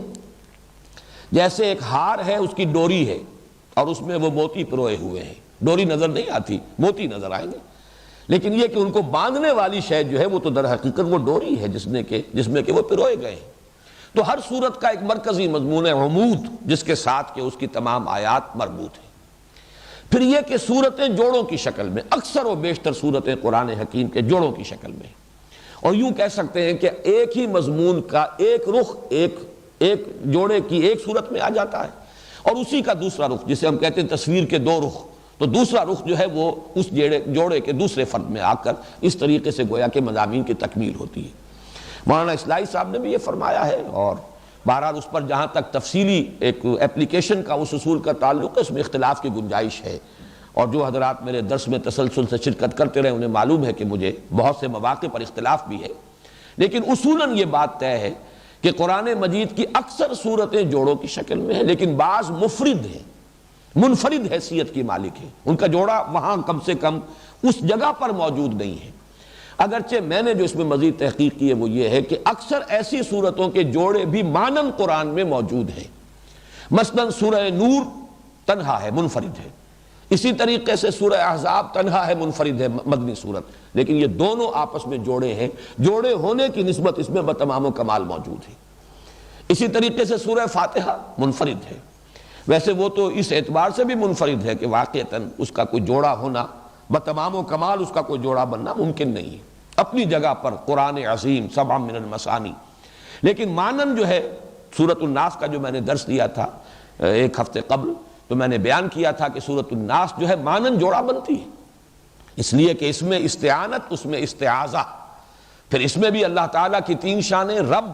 ملک اور معبود، الہ، اور وہی نسبت جو ہے وہی ترتیب سورۃ الناس میں بھی ہے۔ قل اعوذ برب الناس ملک الناس الہ الناس الحمدللہ رب العالمین الرحمن الرحیم مالک یوم الدین ایاک نعبد، تو یہ چیزیں مانن موجود ہیں۔ بہرحال پہلی بات یہ کہ صورتیں مربوط ہیں مانن، ہر ایک کا ایک عمود ہے، پھر صورتیں جوڑوں کی شکل میں ہیں، بعض صورتیں منفرد مزاج کی ہیں۔ آگے چل کر جو تیسری بات ہے وہ یہ کہ ان صورتوں کی گروپنگ جو ہے قرآن حکیم میں، مانوی گروپنگ، ایک تو ہے وہ تلاوت کے لیے منزلیں 7، ایک منزلیں کہہ لیجئے یا گروپس کہہ لیجئے صورتوں کے وہ مانوی ہیں کہ ہر گروپ میں مکی اور مدنی دونوں طرح کی صورتیں شامل ہیں۔ ہر گروپ میں پہلے ایک یا ایک سے زائد مکی صورتیں اور اس کے بعد ایک یا ایک سے زائد مدنی صورتیں، گروپ مکمل ہو گیا۔ اور اس گروپ کی مکی اور مدنی صورتوں میں بھی وہی نسبت ہے جو ایک جوڑے کی دو صورتوں میں ہوتی ہے، جیسے ایک مضمون کی تکمیل اس جوڑے کی صورتوں میں اس کا ایک رخ ایک فرد میں، دوسرا رخ دوسرے فرد میں، اسی طریقے سے کوئی ایک مرکزی عمود ہے ہر گروپ کا، اور اس کا ایک رخ جو ہے وہ مکی صورتوں میں آ جاتا ہے اور اسی کا دوسرا رخ جو ہے وہ مدنی صورتوں میں آ جاتا ہے۔ اب یہ ہے غور و فکر کے لیے گویا کہ نئے میدان کھل گئے ہیں تدبر کے اور غور و فکر کے، اس میں انسان جتنا بھی گہرائی میں غور کرے گا عمود معین کرنے میں اختلاف ہو سکتا ہے، اور بڑے بڑے گروپ جیسے بہت بڑا گروپ ہے یہ پہلا جو ہے مکی صورت صرف ایک اور وہ سورہ فاتحہ، مدنی صورتیں 4 جو 6.25 پاروں پر پھیلی ہوئی ہیں، سورہ بقرہ، سورہ آل عمران، سورہ نساء، سورہ مائدہ۔ دوسرا گروپ اس اعتبار سے متوازن ہے کہ 2 سورتیں اس میں مکی 2 مدنی، سورہ انعام سورہ اعراف مکیات، سورہ انفال سورہ توبہ مدنیات۔ تیسرا گروپ جو ہے پھر چلا سورہ یونس سے اور سورہ مومنون تک، یہ تقریباً 7 پارے بن جاتے ہیں، اور یہ تمام کی تمام 14 سورتیں اس کے اندر جو ہیں وہ مکی ہیں۔ اس کے بعد ایک سورت آئی مدنی اور وہ سورہ نور ہے۔ اس کے بعد آگے چلیے پھر مکیات، پھر مدنی سورت سورہ احزاب، پھر آگے چلیے پھر مکیات، پھر مدنی صورتیں 3، سورہ محمد سورہ فتح سورہ حجرات صلی اللہ علیہ وسلم۔ اس کے بعد پھر مکیات، اور یہ مکیات کے بعد پھر مدنیات 10 صورتیں آتی ہیں، سورہ تحریم سے لے کر سورہ حدید سے لے کر سورہ تحریم تک، پھر مکیات اور پھر مدنیات۔ تو یہ جو 7 گروپ بنتے ہیں، ان میں نے بارہا عرض کیا ہے یہ چیزیں وہ ہیں کہ جو میری توجہ جن کی طرف ہوئی ہے، گروپس مولانا اسلائی صاحب کے مرتب کردہ ہیں، لیکن اس حقیقت کی طرف توجہ ہوئی کہ پہلا گروپ آخری گروپ اس اعتبار سے ریسیپروکل اور عکسی نسبت رکھتے ہیں کہ پہلے گروپ میں صرف ایک سورت سورہ فاتحہ مکی اور 6.25 پاروں پر مشتمل 4 سورتیں طویل ترین مدنی، یہ عکسی نسبت ہو جائے گی۔ سورہ ملک سے لے کر پورے 2 پارے تقریباً مکیات پر مشتمل ہیں، آخر میں 2 سورتیں معوذتین وہ ہیں کہ جو مدنی ہیں، گویا کہ یہاں پر وہ نسبت جو ہے بالکل عکسی ہو گئی۔ لیکن ادھر سے چلیں گے تو جو دوسرا گروپ ہے وہ بھی متوازن ہے، 2 سورتیں مکی 2 مدنی۔ ادھر سے آئیے تو جو چھٹا گروپ ہے وہ بھی متوازن ہے، اس لیے کہ اس میں 7 سورتیں مکی ہیں، سورہ قاف سے لے کر سورہ واقعہ تک 10 سورتیں مدنی ہیں، سورہ حدید سے سورہ تحریم تک، لیکن حجم کے اعتبار سے دیکھیں گے تقریباً برابر ہے، سوا پارہ یا 1 پارہ۔ اس طریقے سے یہ گروپنگ ہے، اور ان میں یہ بھی ایک غور کا اور غور و فکر کا، سوچ بچار کا ایک موضوع ہے، اور اس سے بھی قرآن مجید کی حکمت اور ہدایت اور اس کے علم کے نئے نئے گوشے جو ہیں وہ سامنے آ رہے ہیں۔ ان میں جو جوڑے ہونے کا معاملہ ہے وہ قرآن مجید میں بعض جگہوں پر تو بہت ہی نمایاں ہے۔ المعوذتین 2 سورتیں تعوذ پر مشتمل، قل اعوذ برب الفلق قل اعوذ برب الناس۔ اسی طریقے سے الزہراوین، سورہ بقرہ سورہ آل عمران، 2 نہایت تابناک صورتیں، حضور نے دونوں کو ایک نام دیا، جیسے آخری 2 صورتوں کو ایک نام دیا گیا۔ پھر جیسا کہ ہر شخص جانتا ہے، قرآن کا جو پڑھنے والا ہے عام قاری، سورہ مزمل سورہ مدثر، یا ایھا المزمل قم اللیل الا قلیلا یا ایھا المدثر قم فانذر۔ اسی طرح سورہ والضحیٰ اور سورہ علم نشرح، ان میں جو معنوی ربط ہے، بعض جگہوں پر تو یہ ربط بہت ہی نمایاں ہے۔ سورہ تحریم اور سورہ طلاق دونوں شروع ہو رہی ہیں، سورہ طلاق یا ایھا النبی اذا طلقتم النساء یا ایھا النبی لما تحرم ما احل اللہ لک، دونوں صورتوں کا آغاز بالکل ایک جیسا، مضمون کے اندر بھی بڑی گہری مناسبت۔ اسی طرح سورہ صف ہے اور سورہ جمعہ ہے، ان میں بھی سبح للہ سے شروع ہو رہی ہے سورہ صف، یسبح للہ سے شروع ہو رہی ہے سورہ جمعہ۔ سورہ صف کی مرکزی آیت ہے جو حضور کے مقصد بعثت کو معین کر رہی ہے، هو الذی ارسل رسولہ بالہدی ودین الحق لیظہرہ علی الدین کلہ۔ اور سورہ جمعہ کی مرکزی آیت وہ ہے جو حضور کے اساسی انقلاب کا جو اساسی منہاج ہے اسے معین کر رہی ہے، هو الذی بعث فی الامیین رسولا منہم یتلو علیہم آیاتہ ویزکیہم ویعلمہم الکتاب والحکمہ۔ بہرحال یہ سورتوں کا جوڑا ہونا، پھر سورتوں کا گروپس کی شکل میں ہونا، ان گروپس کا اپنا ایک عمود ہونا، اپنا ایک مرکزی مضمون ہونا، پھر اس کے 2 رخ بن جانا جو اس کی مکیات اور مدنیات میں آتے ہیں، یہ وہ بات ہے کہ جو اسی صدی میں کہا جا سکتا ہے کہ قرآن مجید کے علم و حکمت کے خزانے کا یہ دروازہ، خزانہ تو پرانا ہے لیکن خزانے کی اپروچز ہیں، اس تک پہنچنے کے لیے کوئی بہت بڑی کان ہو اور اس کان میں ادھر سے کھدائی شروع کی گئی ہو، ادھر سے کھدائی شروع کی ہوئی ہو، اس طریقے سے مختلف دروازے کھل رہے ہیں، اور ہم نہیں کہہ سکتے کہ آئندہ یہ دروازے اور بھی کھلتے چلے جائیں۔ یہ تدبر اور تفکر جو ہے قرآن مجید پر تسلسل کے ساتھ جاری رہنا چاہیے۔ صرف یہ بات اور نوٹ کر لیجئے کہ یہ جو میں نے 7 منزلیں یا 7 حزب آپ کے سامنے بیان کیے، اور یہ 7 گروپ ہیں مکی اور مدنی صورتوں کے، 2 جگہ پر آ کر یہ مل جاتے ہیں۔ چنانچہ پہلی منزل تو ختم ہو جاتی ہے سورہ نساء پر، پہلا گروپ ختم ہوتا ہے جا کر سورہ مائدہ پر، لیکن سورہ توبہ پر جا کر دوسری منزل بھی ختم ہوئی، دوسرا گروپ بھی ختم ہوا۔ سورہ یونس سے تیسری منزل شروع ہوئی، تیسرا گروپ شروع ہوا۔ یہ وہ مقام ہے کہ جہاں آ کر یہ گروپ گروپنگ کی تقسیم اور یہ جو حزب اور منزل کی تقسیم ہے یہ مل جاتے ہیں۔ اسی طرح ایک مقام اور ہے، سورہ قاف سے آخری منزل بھی شروع ہو رہی ہے اور سورہ قاف سے چھٹا گروپ بھی شروع ہو رہا ہے۔ سورہ قاف جو ہے چھٹے گروپ کی پہلی مکی صورت ہے، چھٹا گروپ شروع ہوا، گروپ ختم ہو جائے گا سورہ تحریم پر اور آخری گروپ شروع ہوگا سورہ ملک سے، لیکن جو منزل ہے وہ سورہ قاف سے لے کر سورۃ الناس تک یہ ایک ہی ہے۔ یہ وہ چیزیں ہیں کہ جو معلومات کے درجے میں سامنے رہیں، ہمارے ذہن کا جو بھی پیرامیٹرز ہیں ان کے اندر کہیں رکھی رہیں، تو انسان جب غور کرتا ہے تو ان کے حوالے سے بعض اوقات حکمت کے بڑے موتی جو ہیں اس کے ہاتھ لگتے ہیں۔ اب آئیے تدوین، قرآن مجید کی تدوین کے ضمن میں بھی اگرچہ ویسے تو یہ شے بالکل واضح ہے، اظہر من الشمس ہے، تدوین جو ہے حضور صلی اللہ علیہ وسلم کی اپنی حیات طیبہ میں مکمل ہو گئی۔ جیسے کہ میں نے کل بھی عرض کیا تھا، آج بھی میں نے انہی آیات کو شروع میں تلاوت کیا، لا تحرک بہ لسانک لتعجل بہ ان علینا جمعہ وقرآنہ۔ اب دیکھیے تدوین کے لفظ سے مجھے خیال آیا، میں نے آج دیوان کا لفظ استعمال کیا تھا۔ شاعر کا دیوان ہوتا ہے جو اس کی غزلوں پر اور اس کے قصائد پر مشتمل ہے، تو قرآن مجید اللہ کا کلام ہے، اس کی تدوین ہوئی ہے، یہ بھی ایک دیوان کی شکل میں ہے، اس کو بھی جمع کیا گیا ہے۔ لیکن یہ جمع و تدوین قرآن یہ خود اپنی جگہ پر ایک بہت اہم موضوع ہے جس کے بارے میں بعض معلومات ہمارے ذہنوں میں ہر وقت مستحضر رہنی چاہیے۔ اس لیے کہ جیسا کہ میں نے کل بھی عرض کیا تھا، ابھی تھوڑی دیر پہلے بھی عرض کیا ہے، عام طور پر جو اہل تشیع کے بارے میں ہمارے ہاں چیزیں مشہور ہیں، واللہ عالم وہ حقیقت پر مبنی ہے یا یہ مخالفین کا پروپیگنڈا ہے جو ان کے بعد علماء کا کہنا ہے، لیکن اس کی وجہ سے شبہات پیدا ہوئے ہیں لوگوں کے ذہنوں میں اور وہ کافی بڑے حلقے کے اندر وہ پھیلے ہوئے ہیں۔ اس اعتبار سے اس تدوین کو بھی، اور جیسا کہ میں بعد میں عرض کروں گا، ہمارے ہاں بھی کچھ جو خطبے ہمارے جمعہ کے مرتب کیے گئے ہیں اور جو عام خطیب پڑھتے ہیں، ان میں وہ بھی ہوتے ہیں جنہیں خود پتہ نہیں ہوتا کہ ہم کیا پڑھ رہے ہیں، عربی زبان سے واقف نہیں ہوتے، خطبے انہوں نے رٹ لیے ہیں یا وہ خطبہ کتاب سے دیکھ کر پڑھ رہے ہوتے ہیں، اس میں ایسے الفاظ آ گئے ہیں کہ جو بہت بڑے بڑے مغالطوں کی بنیاد بن گئے۔ ہو سکتا ہے کسی دشمن اسلام نے شامل کیے ہوں،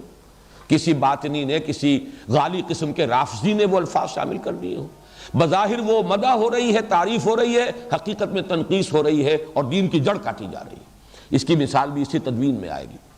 تو تدوین قرآن حکیم کی 3 مراحل میں مکمل ہوئی۔ پہلی تدوین حضور کی اپنی حیات طیبہ میں ہو گئی،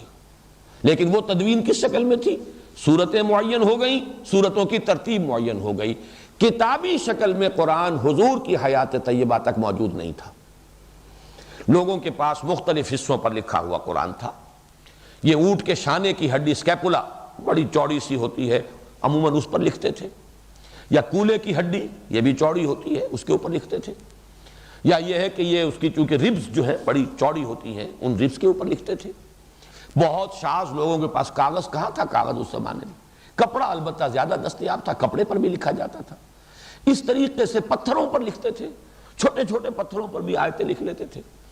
تو یہ لکھا ہوا جو معاملہ ہے، اور یہ نوٹ کر لینا چاہیے، قرآن کا معاملہ جو میں نے کل بھی بحث کی تھی، یہ قول ہے،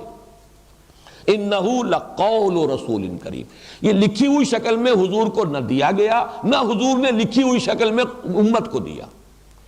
حضور کو بھی یہ پڑھایا ہے، سنقرئک فلا تنسیٰ، ہم پڑھائیں گے آپ کو پھر آپ بھولیں گے نہیں، حضور کو پڑھایا گیا۔ یہ گویا کہ قول جبرائیل اور پھر قول محمد بن کر لوگوں کے سامنے آیا ہے صلی اللہ علیہ وسلم۔ جبرائیل سے حضور نے سنا اور حضور سے صحابہ نے سنا۔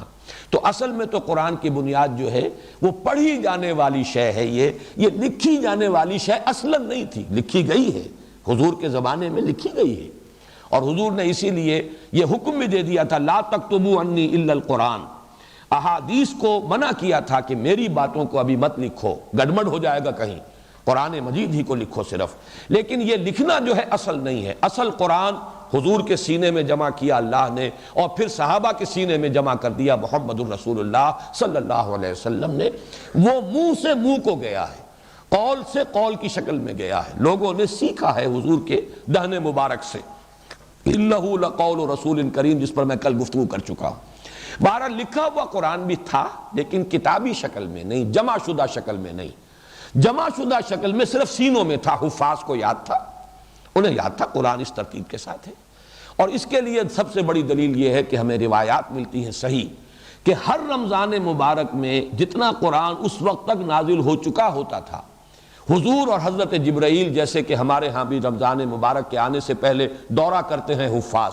حافظ سناتا ہے دوسرا سنتا ہے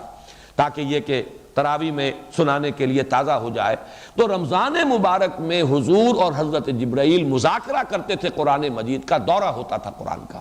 اور آخری رمضان مبارک جو آپ کی حیات طیبہ کا ہے، اس میں پورے قرآن کا 2 مرتبہ دورہ کیا ہے محمد رسول اللہ صلی اللہ علیہ وسلم نے حضرت جبرائیل سے۔ تو ظاہر بات ہے ترتیب تو تھی، تدوین ہو چکی تھی، لیکن وہ کتابی شکل میں نہیں تھی، وہ سینوں کے اندر محفوظ تھی ترتیب، ویسے لکھی ہوئی مختلف صورتیں، مختلف آیتیں لوگوں کے پاس مختلف چیزوں پر موجود تھیں۔ اس معنی میں جہاں تک حافظے میں اور سینے میں مدون ہو جانا ہے قرآن کا، وہ تو نبی اکرم صلی اللہ علیہ وسلم کی حیات طیبہ کے دوران مکمل ہو گیا۔ دوسرا مرحلہ آیا ہے اس کا حضرت ابو بکر رضی اللہ تعالیٰ عنہ کے عہد خلافت میں، جب جنگیں ہوئی ہیں مرتدین سے اور مانعین زکوٰۃ سے، اور جنگ یمامہ میں تو بہت بڑی تعداد میں صحابہ شہید ہوئے ہیں، بہت بڑی جنگ تھی، خوریس جنگ تھی، اور اس میں بڑی کثیر تعداد میں حفاظ قرآن شہید ہو گئے۔ اب ایک تشویش پیدا ہوئی کہ اس قرآن کو اب جمع کر لینا چاہیے کتابی شکل کے اندر، ما بین الدفتین یا دفتیین، اس کو جمع کر لینا چاہیے۔ اس پر پھر حضرت عمر کے دل میں سب سے پہلے یہ خیال آیا۔ حضرت عمر نے حضرت ابو بکر سے کہا، وہ بڑے متردد رہے، میں کیسے کروں، جو کام حضور نے نہیں کیا وہ میں کیسے کروں؟ لیکن حضرت عمر اس پر اصرار کرتے رہے، تو پھر رفتہ رفتہ ان کا حضرت ابو بکر کا بھی سینہ کھل گیا۔ انہوں نے فرمایا کہ ہاں اب تمہاری اس بات کے لیے میرا سینہ کھل گیا ہے، اللہ نے میرے سینے کو کشادہ کر دیا۔ اس کے بعد اب جن صحابہ پر یہ بوجھ ڈالا کہ حضرت زید ابن ثابت جو حضور کے زمانے میں بھی کاتب وحی تھے، لکھتے تھے، چند آپ کے صحابہ تھے کہ جو خاص اس کام کے اوپر مامور بھی تھے، وحی آتی تھی تو وہ لکھتے تھے، اور ان میں حضرت زید ابن ثابت جو ہیں بہت معروف ہیں۔ جب ان سے حضرت ابو بکر نے فرمایا کہ اب تم یہ کام کرو، اور ان کے ساتھ کچھ اور صحابہ کو ایک کمیٹی کی شکل دی، تو وہ بھی پہلے بہت متردد رہے، ان کی دلیل بھی یہ تھی جو کام حضور نے نہیں کیا میں کیسے کروں، اور نمبر 2 یہ کہ یہ تو پہاڑ جیسی ذمہ داری ہے میں کیسے اٹھاؤں۔ لیکن پھر جب حضرت ابو بکر حضرت عمر رضی اللہ تعالیٰ عنہما دونوں کا اصرار ہوا تو ان کا بھی سینہ کھل گیا۔ پھر اس کو پھر اب صحابہ کرام سے جس کے پاس جو بھی لکھی ہوئی شکل میں تھیں ان سے لے کر، اور پھر یہ کہ مختلف شہادتیں اور حفاظ کی مدد سے اب اس کو ایک کتاب کی شکل میں مرتب کر لیا گیا حضرت ابو بکر کے زمانے میں۔ یہ نوٹ کر لیجئے کہ ایک کتاب کی شکل میں بھی قرآن مجید کی تدوین مکمل ہو گئی ہے، گویا کہ تقریباً حضور کے انتقال کے 2 سال کے اندر اندر۔ 2.25 برس تو کل ہے حضرت ابو بکر صدیق رضی اللہ تعالیٰ عنہ کے عہد خلافت کے، تو 2 سال۔ یہ چیزیں اس لیے ذہن میں رہنی چاہیے کہ یہ کمپائلیشن آف قرآن اور اس کی تدوین کا جو معاملہ ہے، اگر یہ حقائق سامنے نہ ہو تو کچھ لوگ ذہنوں میں شکوک پیدا کر سکتے ہیں۔ چنانچہ اس کا نام مصحف رکھا گیا۔ اس میں بھی غور ہوتا رہا کہ ابھی تک اس طرح حضور کے زمانے میں تو یہ ایک کتاب کی شکل میں جلد کے مابین جمع نہیں کیا گیا، ایک جلد کی صورت میں، لہذا اس کا نام کیا رکھا جائے؟ یہ مسئلہ ابھی حضرت ابو بکر کے ہاں ہی انہی کی مجلس شورا میں زیر غور آیا۔ ایک تجویز یہ آئی کہ اسے بھی انجیل کا نام دیا جائے، ایک رائے یہ دی گئی صفر، اس لیے کہ صفر کا لفظ جو ہے تورات کی کتابوں کے لیے یہ پہلے سے معروف چلا رہا تھا، اسفار، صفر ایوب ایک کتاب چلی آ رہی تھی، تو صفر کہتے ہیں کتاب کو، سین سے صفر، صاد سے صفر نہیں، سین سے صفر۔ یہ بعد میں بھی آج اس لفظ کا حوالہ آئے گا، اس لیے کہ صفر اس کا مطلب ہے روشنی دینے والی شے۔ اسفار اس کو کہتے ہیں، جو سورج جب اسفار کہتے ہیں، بعض لوگ کہتے ہیں کہ نماز فجر کی پڑھنی چاہیے جبکہ روشنی ہو جائے، اسفار میں پڑھنی چاہیے، بعض کہتے ہیں نہیں اب کہ ابھی اندھیرا ہو، بس یہ کہ ابھی اجالا زیادہ نہ ہو، اندھیرے ہی کے اندر پڑھنی چاہیے، یہ ہمارے یہاں اختلاف میں بھی یہ لفظ آتا ہے۔ لیکن یہ کہ حضرت عبداللہ ابن مسعود رضی اللہ تعالیٰ عنہ نے تجویز پیش کی کہ میرا حبشہ آنا جانا ہوتا ہے، ان کے پاس ایک کتاب ہے اور وہ اسے مصحف کہتے ہیں۔ اب یہ مصحف کا لفظ جو ہے پھر اس پر اتفاق اور اجماع ہو گیا، تو مصحف لفظ جو نام رکھا گیا ہے اس قرآن کے لیے، یہ حضرت ابو بکر رضی اللہ تعالیٰ عنہ کے عہد خلافت میں حضرت عبداللہ ابن مسعود رضی اللہ تعالیٰ عنہ کی تجویز پر اور اس پر لوگوں کا اجماع ہوا۔ یہ دوسرا مرحلہ ہے تدوین قرآن کا۔ اب اس میں ایک معاملہ چلا آ رہا تھا کہ قرآن مجید، وہ حدیث بھی آتی ہے کہ 7 حروف پر نازل ہوا ہے، اس لیے کہ جیسا کہ میں نے کل عرض کیا تھا ڈائلیکٹس مختلف تھے عرب کے، زبان تو ایک تھی لیکن بونیاں مختلف تھی، الفاظ کے لہجے مختلف تھے، تو یہ اجازت دی گئی تھی کہ سب لوگ اپنے اپنے لہجوں کے اندر قرآن پڑھ لیا کریں، سہولت رہے، ورنہ یہ کہ بڑی مشقت کی ضرورت ہے کہ سب اپنے لہجے بدلیں۔ نہ تو ابھی حضور کے زمانے میں، اور وہ زمانہ بھی وہ تھا جس میں وہ انقلابی جد و جہد جو ہے اس کا ٹیمپو اتنا تیز تھا کہ ان کاموں کے لیے تو زیادہ فرصت تھی ہی نہیں کہ اب اس کے لیے باقاعدہ ادارے قائم ہوں اور مختلف لوگوں جگہ سے لوگ آئیں، وہ اپنے لہجے کو بدلیں، قریش کے لہجے کے مطابق کریں، حجازی لہجہ اختیار کریں، تو اجازت دی گئی تھی اپنے اپنے لہجوں میں پڑھ لو۔ لہجوں میں پڑھنے کے ساتھ کچھ لفظی فرق بھی آ رہے تھے، ایک ہی شے کے لیے لفظ جو ہے مختلف ہے مختلف زمانوں میں، تو وہ لفظ جو ہے وہ ایک دوسرے کی جگہ سبسٹیچیوٹ ہو رہے تھے۔ چنانچہ حضرت عثمان رضی اللہ تعالیٰ عنہ کے عہد خلافت تک پہنچتے پہنچتے نوبت یہ آ گئی کہ مختلف لہجوں میں اور لفظی بھی اختلاف کے ساتھ قرآن پڑھا جا رہا، یہاں تک ہوتا تھا تلواریں نکال آتی تھی، ایک شخص پڑھ رہا ہے قرآن، دوسرے نے کہا تم نے غلط پڑھا ہے، یہ یوں نہیں ہے یوں ہے، اس نے کہا نہیں یہ یوں نہیں ہے یوں ہے جیسے میں پڑھ رہا ہوں ہے، اور وہ تو ایک جیسے کہ آپ کو معلوم ہے قوم، جذباتی قوم، ان کے اندر تلواریں نکل آتی تھی اسی پر۔ تو یہ جب فتنہ و فساد اور اندیشہ یہ ہوا کہ اگر اس طریقے سے یہ بات پھیل گئی تو پھر کوئی ایک ٹیکسٹ جو ہے قرآن کا جو متفق علیہ ہے وہ نہیں رہے گا امت کے پاس، اور پھر جمع کرنے والی شے جو ہے امت کو وہ تو یہی قرآن مجید ہے، تو وہ تو افتراق اور انتشار دائمی ہو جائے گا۔ اب اس کے بعد حضرت عثمان رضی اللہ تعالیٰ عنہ نے صحابہ کرام کے مشورے سے پھر طے کیا کہ اس کا ایک ٹیکسٹ تیار کیا جائے۔ اس ٹیکسٹ کے لیے لفظ ہے رسم، رسم الخط کا لفظ ہم بولتے ہیں اپنی زبان میں، رسم الخط۔ اب وہ الف بے تے اگرچہ حروف وہی ہیں لیکن وہ کسی عربی میں لکھے جائیں گے تو اس کا رسم الخط کچھ اور ہے، اردو میں جب الف با تا لکھا جائے گا تو اس کا کچھ حروف کی شکل اور ہے، یہ رسم ہے، با وہی ہے تا وہی ہے لیکن لکھنے کے انداز میں فرق ہے۔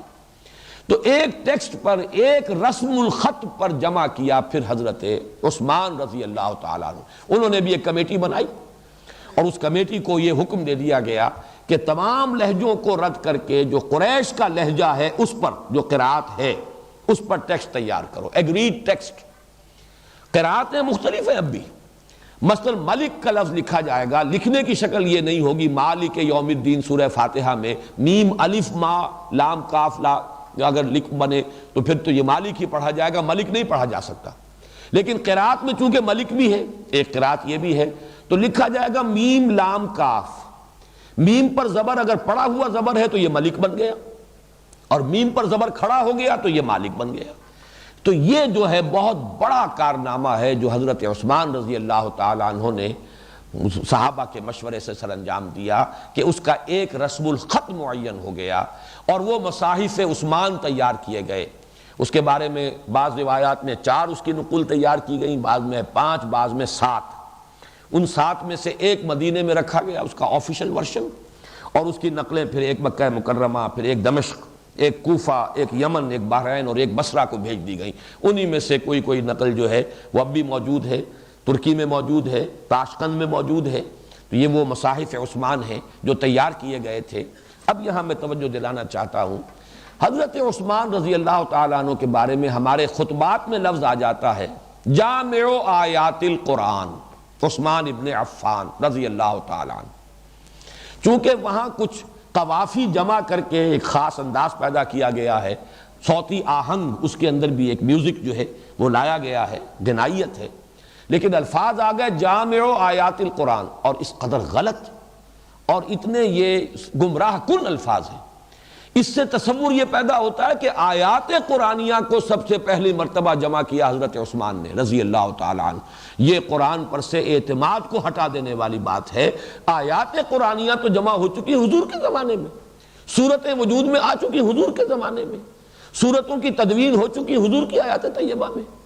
پھر کتابی شکل میں جمع کیا جا چکا حضرت ابوبکر کے زمانے میں، اور حضرت عثمان کے زمانے میں اور حضرت ابوبکر کے زمانے میں 10-15 سال کا فصل تو ہے۔ اگر جامع و آیات القرآن حضرت عثمان کو قرار دیا جائے تو کوئی شخص کہہ سکتا لو جی قرآن مجید جو ہے اس کی تدوین ہوئی ہے حضور کے 15 برس بعد یا 20 برس بعد، اس لیے کہ حضرت عثمان کا جو عہد خلافت ہے 12 برس ہے۔ اس اعتبار سے یوں سمجھیے کہ حضور کے انتقال کے بعد 24 برس کے بعد جو ہے ان کا انتقال ہوا ہے۔ تو اس سے قرآن کے ٹیکسٹ پر، قرآن کے متن کے بارے میں شکوک و شبہات پیدا کیے جا سکتے ہیں، جبکہ اصل حقیقت کیا ہے؟ حضرت عثمان آیات قرآنی کے جمع کرنے والے نہیں ہیں، امت کو ایک ٹیکسٹ پر جمع کرنے والے، ایک رسم الخط پر۔ اسی لیے یہ مصحف عثمان اب کہلاتا ہے۔ مصحف نام رکھا حضرت ابو بکر نے، مصحف عثمان اب یہ ہے کہ جس میں وہ ٹیکسٹ معین ہو گیا ہے، اب قرآن لکھا جائے گا اسی طریقے سے، اور یہی ٹیکسٹ ہے کہ جو آفیشل ہے اور یہ پوری دنیا کے اندر ہے۔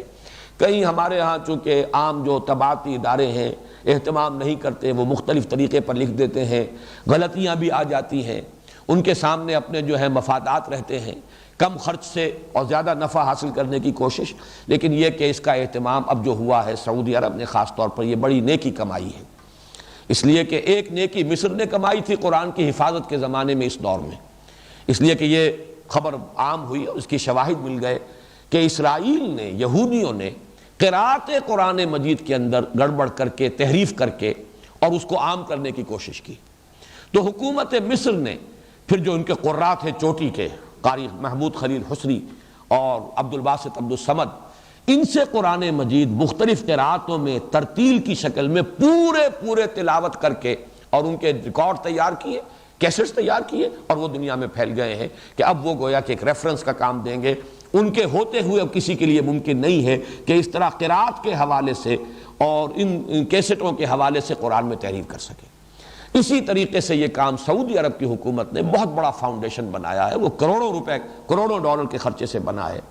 جہاں ان کی وہ عیاشیاں وغیرہ ہیں وہ ہیں۔ بہرحال ایک نیکی کا کام بھی انہوں نے کیا ہے اور اس پر بھی دل کھول کر پیسہ خرچ کیا ہے۔ بڑے عمدہ کاغذ کے اوپر، بہت آرٹ پیپر پر بڑی عمدہ جلد جو ویسٹرن سٹینڈرڈ کی جلدیں ہیں، اور انہوں نے لاکھوں کی تعداد میں یہ قرآن مجید جو ہیں چھاپے ہیں۔ اب یہ ہے کہ جو رسم الخط حضرت عثمان رضی اللہ تعالیٰ عنہ نے معین کیا تھا، تو جامع آیات القرآن کی بجائے حضرت عثمان جامع الامت علی رسم واحد، امت کو جمع کرنے والے ہیں قرآن حکیم کے ایک رسم الخط پر۔ اس طریقے سے یہ تدوین بھی حضور کے انتقال کے بعد یوں سمجھیے کہ 24 برس کے اندر اندر یہ آخری مرحلہ بھی طے ہو گیا۔ یہی وجہ ہے کہ دنیا مانتی ہے، چاہے وہ شکوک و شبہات پیدا کرنے کی کوشش کریں، لیکن یہ تو پوری دنیا مانتی ہے، تمام مستشرق مانتے ہیں کہ یہ تسلیم کرنا پڑتا ہے کہ جتنا پیور ٹیکسٹ قرآن کا دنیا میں موجود ہے کسی دوسری کتاب کا موجود نہیں۔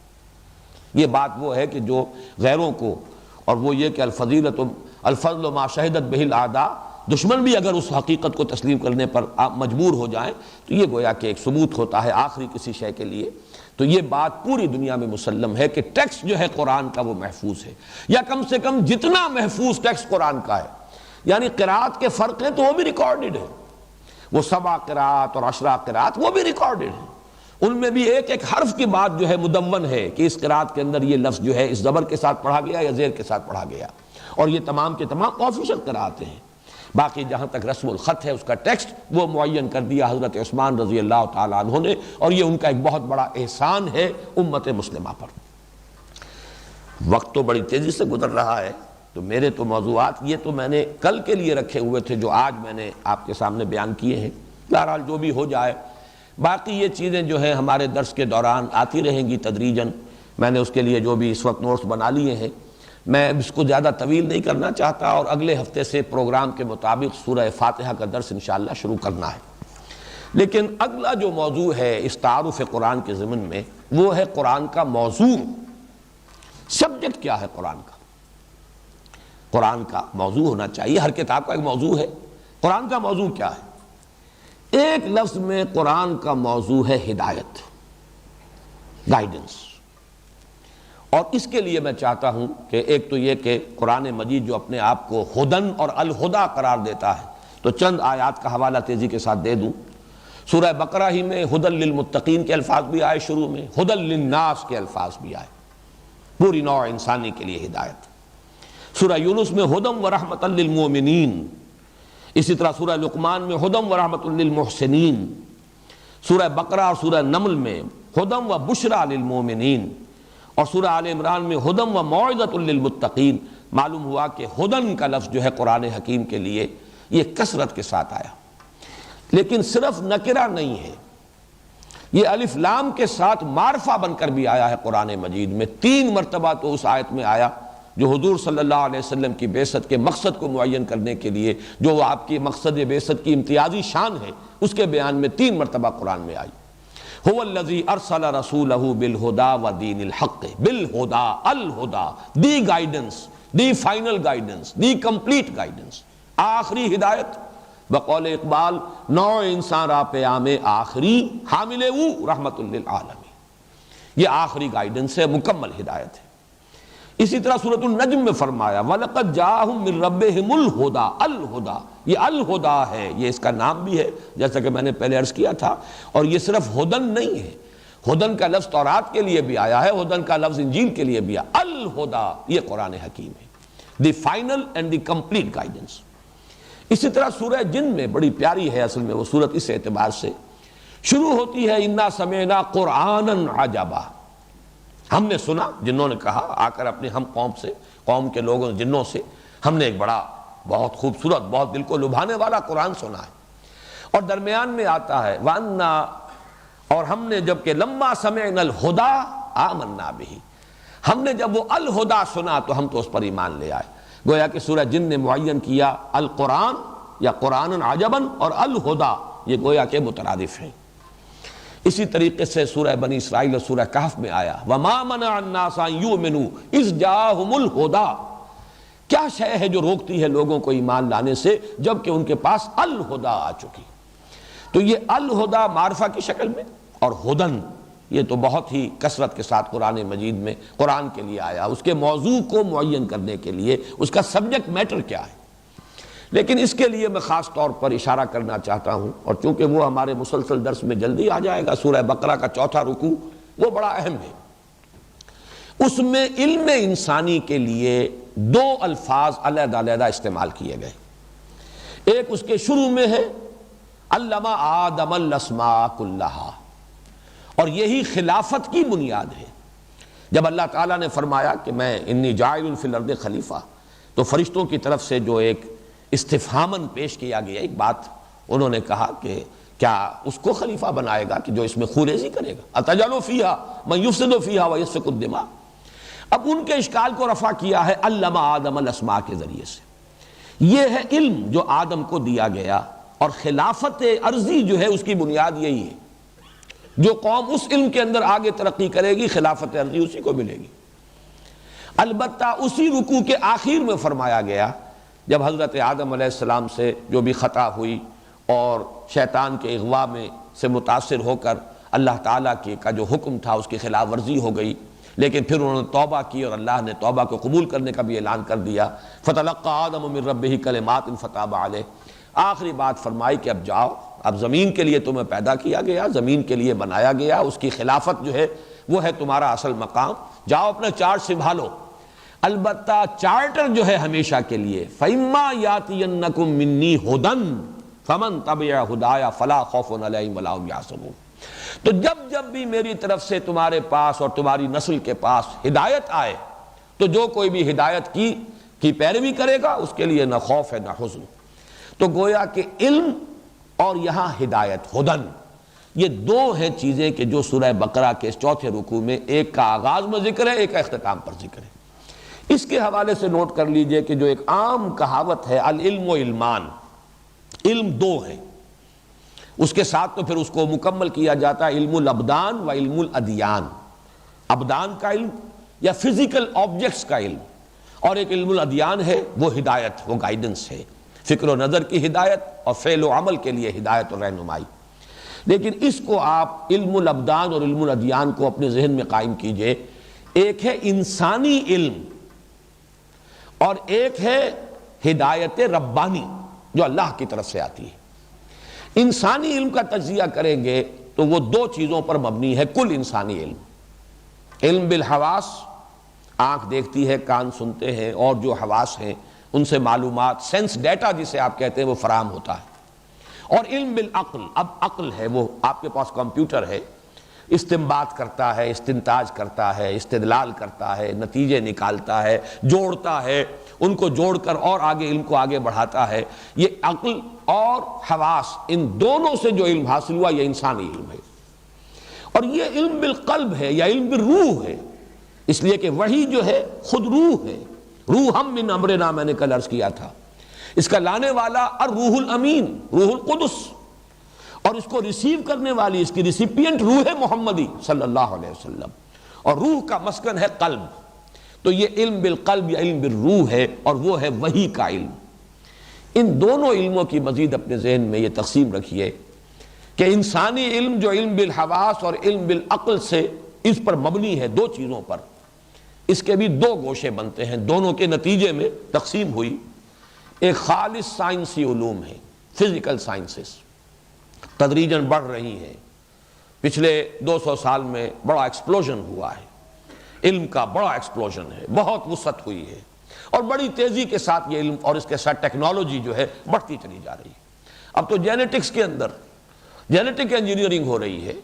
اور ابھی ایک خبر آئی تھی، میں نہیں کہہ سکتا کہ وہ فکشن ہے یا واقعہ ہے، کہ کوئی ایسی شکل پیدا کی گئی ہے کہ گھوڑے کا ایک ایسا بچھیرا پیدا کر لیا گیا ہے جس کے سر جو ہے وہ انسان کا لگا ہوا ہے، اس لیے کہ وہ جینز کے اندر وہ اس طریقے کا معاملہ کیا گیا، اور پھر وہ ٹیسٹ ٹیوب کے ذریعے سے وہ خاص جو ہے تیار کر کے، اور پھر گھوڑی کے رحم کے اندر اس کو امپلانٹ کیا گیا، تو ایسا بچڑا پیدا ہوا جس کے سر جو ہے وہ انسانی لگا ہوا، اس کی تصویر بھی آئی تھی۔ تو فکشن تو مجھے معلوم نہیں ہوتی، لیکن یہ ہو سکتا ہے، اور یہ دجالیت کی ان حدود تک جو ہے انسان کا یہ علم، یہ جو علم ہے بالحواس اور بالعقل، اور اس کا یہ گوشہ جو ہے سائنس کا اور ٹیکنالوجی کا ترقی کر رہا ہے۔ چاند پر تو انسان ہوا، کہاں کہاں تک وہ اب اس کی رسائی ہے، میں اس کے ضمن میں زیادہ وقت نہیں لینا چاہتا۔ ایک علم کا گوشہ یہ ہے، وہ سائنس فزکس کی ہے، کیمسٹری کی ہے، زوالوجی ہے، باٹنی ہے، ایمبریولوجی ہے، جیولوجی ہے، وہ جتنی آلوجیز ہیں ان کو آپ شمار کرتے چلے جائیے۔ لیکن انسان بھی صرف اس علم پر قانع نہیں رہا، انسان میں ایک طلب اور رہی ہے، اس پوری کائنات کے بارے میں کچھ حقیقتوں کا علم۔ یہ کائنات کیا ہے، وجود کی حقیقت کیا ہے، اس کا آغاز کیا ہے۔ آج فزکس میں جو یوں سمجھیے تھیوریٹیکل فزکس کا سب سے بڑا موضوع جو ہے وہ یہی ہے، اس تلاش میں انسان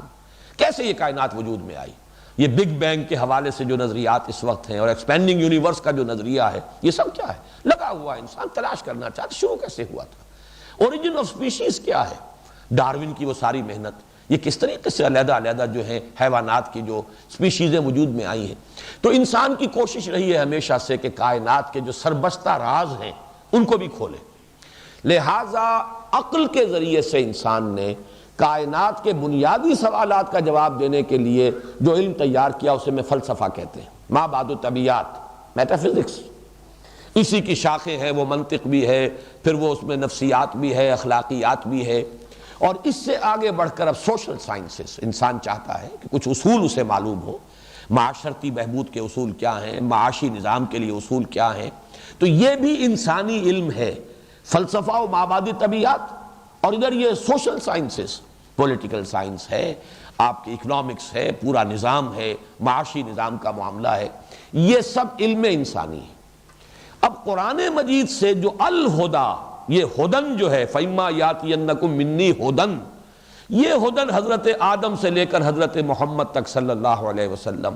یہ ارتقائی مراحل اس نے طے کیے، جیسے جیسے نوع انسانی اپنی شعور کی منزلیں طے کرتی گئی، یہ ہدایت جو ہے اللہ تعالیٰ اس میں بھی اضافہ کرتا گیا، تاکہ الہدا، فائنل گائیڈنس، وہ قرآن کی شکل میں دے دی گئی۔ قرآن مجید کا بھی اب سمجھیے کہ یہ جو ہدایت دیتی ہے اس کے بھی دو حصے ہیں۔ ایک اس کا ہے فکر و نظر، اس کا موضوع وہی ہے جو فلسفے کا موضوع ہے، کائنات کی حقیقت کیا ہے، زندگی کی حقیقت کیا ہے، زندگی کا معال کیا ہے، آغاز کیا ہے، اختتام کیا ہے، انجام کیا ہے، صحیح کیا ہے، غلط کیا ہے، خیر کیا ہے، شر کیا ہے، علم کیا ہے، یہ سارے موضوعات جن پر کہ میں نے اس سال جو ہمارے محاضرات ہوئے تھے ان میں حقیقت ایمان 5 دن میں جو لیکچرز مکمل کیے، قرآن کا اصل موضوع تو ہے یہ۔ اور دوسرا موضوع قرآن کا ہدایت عملی انفرادی سطح پر بھی، اجتماعی سطح پر بھی، وہ احکام، وہ اوامر، وہ نواہی، یہ حرام، یہ غلط، یہ صحیح، یہ واجب، یہ لازم، یہ تمام چیزیں جو ہیں، پھر اس میں اجتماعی احکام بھی ہیں، معاشی احکام بھی ہیں، معاشرتی احکام بھی ہیں۔ یہ ہدایت فکر و نظر وہ ہے جس کا کہ عنوان ہوگا ایمان، اور ہدایت فعل و عمل، انفرادی بھی اجتماعی بھی، یہ ہے گویا کہ انسان کے لیے عملی ہدایت، اور یہ ہے موضوع قرآن حکیم کا۔ اس میں جو بات نوٹ کرنے کی ہے وہ یہ ہے کہ سائنس اور ٹیکنالوجی قرآن کا موضوع ہے ہی نہیں، البتہ قرآن حکیم میں اس کے حوالے موجود ہیں، کاسمولوجی کے ہیں، جیولوجی کے ہیں، ایمبریولوجی کے تو بہت ہیں، بار بار آتا ہے ایمبریولوجی کا معاملہ، کن مراحل سے ہو کر انسان کی جنین جو ہے وہ بطن مادر میں کن کن مرحلوں سے گزر کر مکمل ہوتا ہے، یہ بہت آیا ہے۔ پھر یہ کہ بہت سے وہ حوالے جو ایسٹرونومی سے متعلق ہیں، یہ جتنے بھی حوالے ہیں اگرچہ قرآن کا موضوع نہیں ہے یہ سائنسز، لیکن قرآن مجید میں حوالے موجود ہیں، اور یہ حوالے لازماً درست ہیں، 100% درست ہیں۔ البتہ یہ کہ اگر ہمارے اسلاف ان کو صحیح طور پر نہیں سمجھ سکے تو اس میں ان پر کوئی طعن نہیں ہے، کوئی الزام نہیں ہے، اس لیے کہ اس میدان میں قرآن کا اصل موضوع تو یہ تھا ہی نہیں، اور یہ چیزیں سمجھ میں آ سکتی تھی جبکہ خود انسان کا وہ انسانی علم جو ہے ترقی کر کے اس حد تک آئے کہ وہ ان حوالوں کو سمجھ سکے، ورنہ یہ ہے کہ اس کے بارے میں اگر کوئی غلط تعبیرات پہلے ہو گئی ہیں تو اس میں قطعاً کوئی شے جو ہے طعن والی نہیں ہے، الزام والی نہیں ہے ہمارے اسلاف کی۔ یہاں تک کہ میں آخری بات کہہ رہا ہوں، قرآن میں جو ریفرنسز آئے ہیں ان فزیکل فینومینا کے، ان میں کوئی شے حقیقت کے خلاف نہیں ہو سکتی۔ اس کے ضمن میں ڈاکٹر رفیع الدین کا ایک قول، شاید انہیں بھی کہیں اور سے ملا ہو، لیکن مجھے چونکہ انہی سے ملا، میں انہی کے حوالے سے عرض کر رہا ہوں۔ بڑی پیاری بات وہ کہا کرتے تھے، یہ کائنات اللہ کا عمل ہے اور قرآن اللہ کا قول ہے، قول اور عمل میں کوئی فرق نہیں ہو سکتا۔ انسان کے قول و عمل میں بھی اگر کوئی فرق ہو اور تضاد ہو تو گویا کہ وہ انسانیت کی سطح سے کچھ نیچے اتر جاتا ہے، تو اللہ کے قول اور عمل میں تضاد کیسے ممکن ہے؟ لازماً یہ حوالے 100% درست ہیں، البتہ اگر سلف نہیں سمجھ پائے، اور اس معاملے میں بڑی ہمت کر کے بات کہہ رہا ہوں، حضور سے بھی اگر کوئی بات منقول ہے ان معاملات میں تو وہ ہمارے لیے حجت نہیں ہے،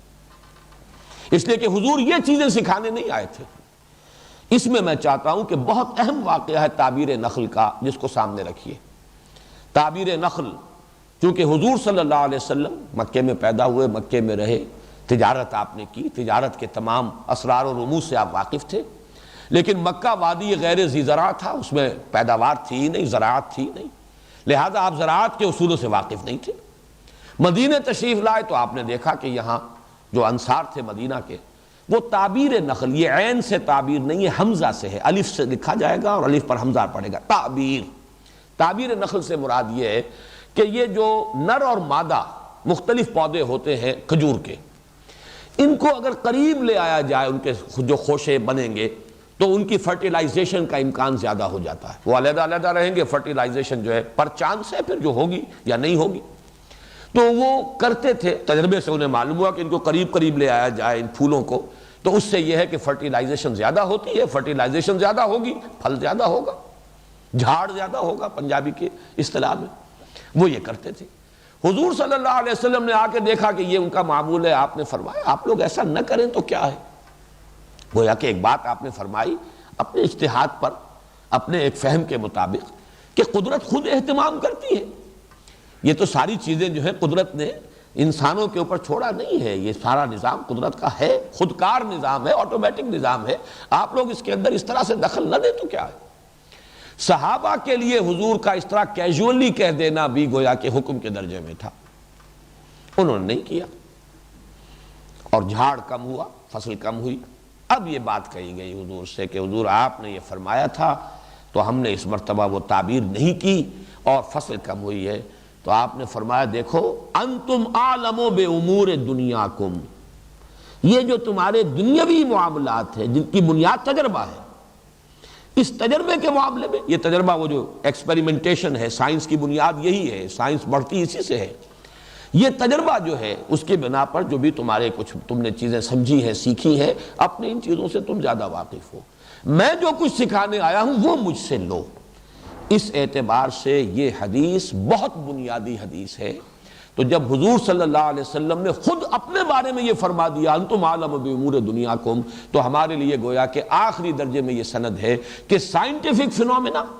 جیسے جیسے وہ اب ریویل ہو رہے ہیں، جیسے جیسے علم جو ہے ایکسفولیشن ہو رہی ہے علم انسانی کی، وہ حضرت آدم میں جو میکینزم رکھ دیا گیا تھا علم آدم الاسماء کلھا، جیسے کہ جو آم کی گٹھلی سے آم کا پورا درخت وجود میں آتا ہے، ایسے ہی وہ حضرت آدم کے وجود میں جو میکینزم رکھ دیا گیا تھا حصول علم کا، علم بالحواس، علم بالعقل، یہ اسی کا نتیجہ ہے، اور اسی کی یہ ایکسفولیشن ہو رہی ہے، یہ پھیل رہا ہے۔ تو اس سے جو بھی چیزیں اب ہمارے سامنے آئیں ان میں کہیں رکاوٹ نہیں ہے کہ ہم سلف کی کسی بات کو لے کر لازماً بیٹھ جائیں کہ چونکہ اسلاف نے یہ کہا تھا لہذا سائنس خواہ کچھ بھی کہے ہم تو اسلاف کی بات مانیں گے۔ یہاں پر اس طرز عمل کے لیے کوئی دلیل نہیں، کوئی بنیاد نہیں، جبکہ خود حضور صلی اللہ علیہ وسلم نے فرما دیا انتم عالم بامور دنیاکم۔ قرآن کا اصل موضوع کیا ہے؟ ایمان،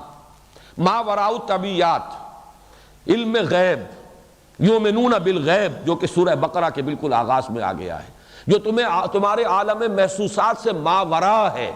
جس کی خبریں تمہیں صرف وہی سے مل سکتی ہیں، اور اس کی بنیاد پر وہ علم حقیقت جو ہے جس کا نام اجمالی طور پر جس کو ہم کہتے ہیں ایمان، وہ ہے اصل موضوع قرآن کا۔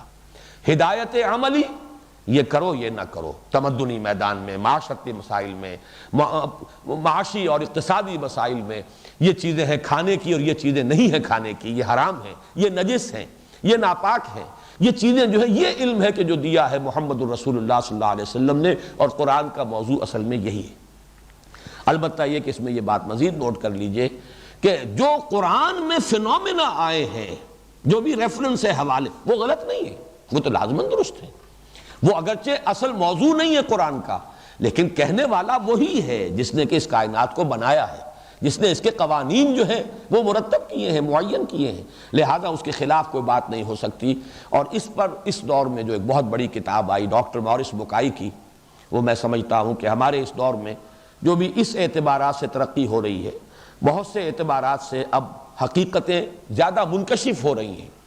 تو ان میں سے یہ کہ قرآن مجید میں جو چیزیں کہی گئی ہیں ان کے خلاف آج تک سائنس کی جو اکتشافات ہیں، جو حقائق سائنس نے دریافت کیے ہیں، ان میں کوئی شے اس کے مخالف نہیں آئی۔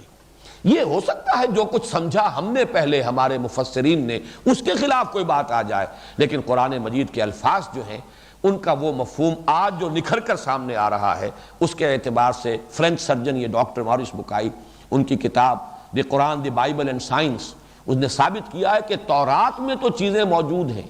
جو غلط ثابت ہو چکی، لیکن قرآن میں کوئی شے نہیں ہے کہ جس کو سائنس نے غلط ثابت کیا ہو۔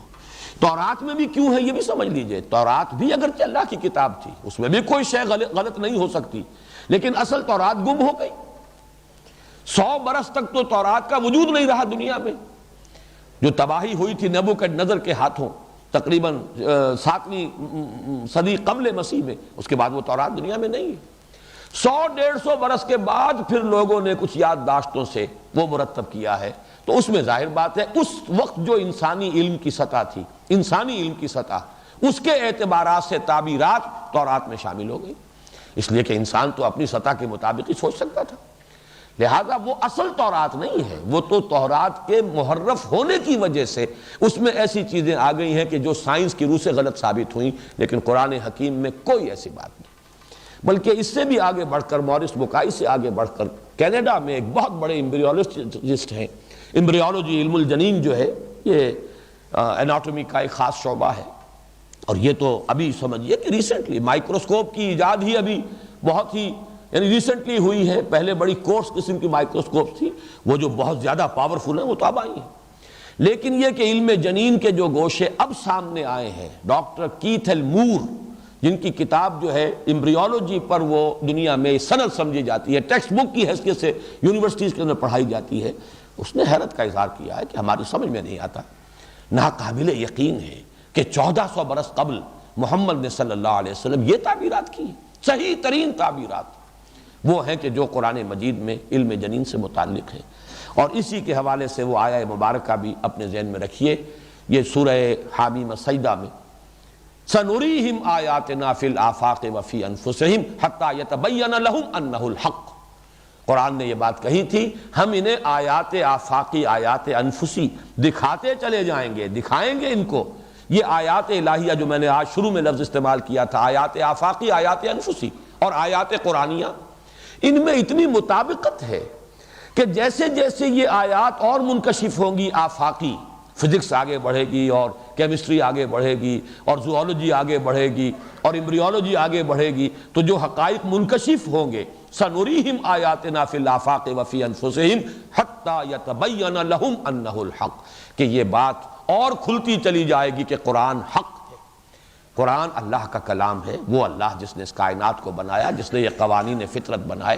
تو اس کے لیے گویا کہ قرآن مجید کے لیے ایک ثبوت کے طور پر اس کے حقانیت پر دل کے مزید تھکنے کا سبب بنے گی یہ آیات آفاقی اور آیات انفسی، جو سائنس یعنی انسانی علم کے ذریعے سے نوع انسانی کے معلومات کے دائرے میں جن کا اضافہ ہوگا۔ میرے پاس تو ابھی کئی موضوعات باقی ہیں اور وقت جو ہے وہ تقریباً ختم ہو رہا ہے، تو میں اگرچہ درمیان میں تو میں نے یہ عرض کیا تھا کہ اب ہمیں اسی پر اکتفا کر لینی چاہیے، باقی موضوعات پھر کبھی دوران درس جو ہے ان کا کبھی ہم تذکرہ کر لیں گے، لیکن اس وقت مجھے خیال آیا کہ میں آپ سے پوچھ لوں، آیا ابھی ہم ایک لیکچر اور انہی بنیادی باتوں کے اوپر اس کو اور صرف کریں، ایک سٹنگ، اور اس کے بعد پھر سورہ فاتحہ کا آغاز کریں؟ اگر آپ حضرات کی رائے یہی ہے تو پھر انشاءاللہ تعالی اب اگلے ہفتے ہم اسی سلسلے کو، اس لیے کہ فہم قرآن کے اصول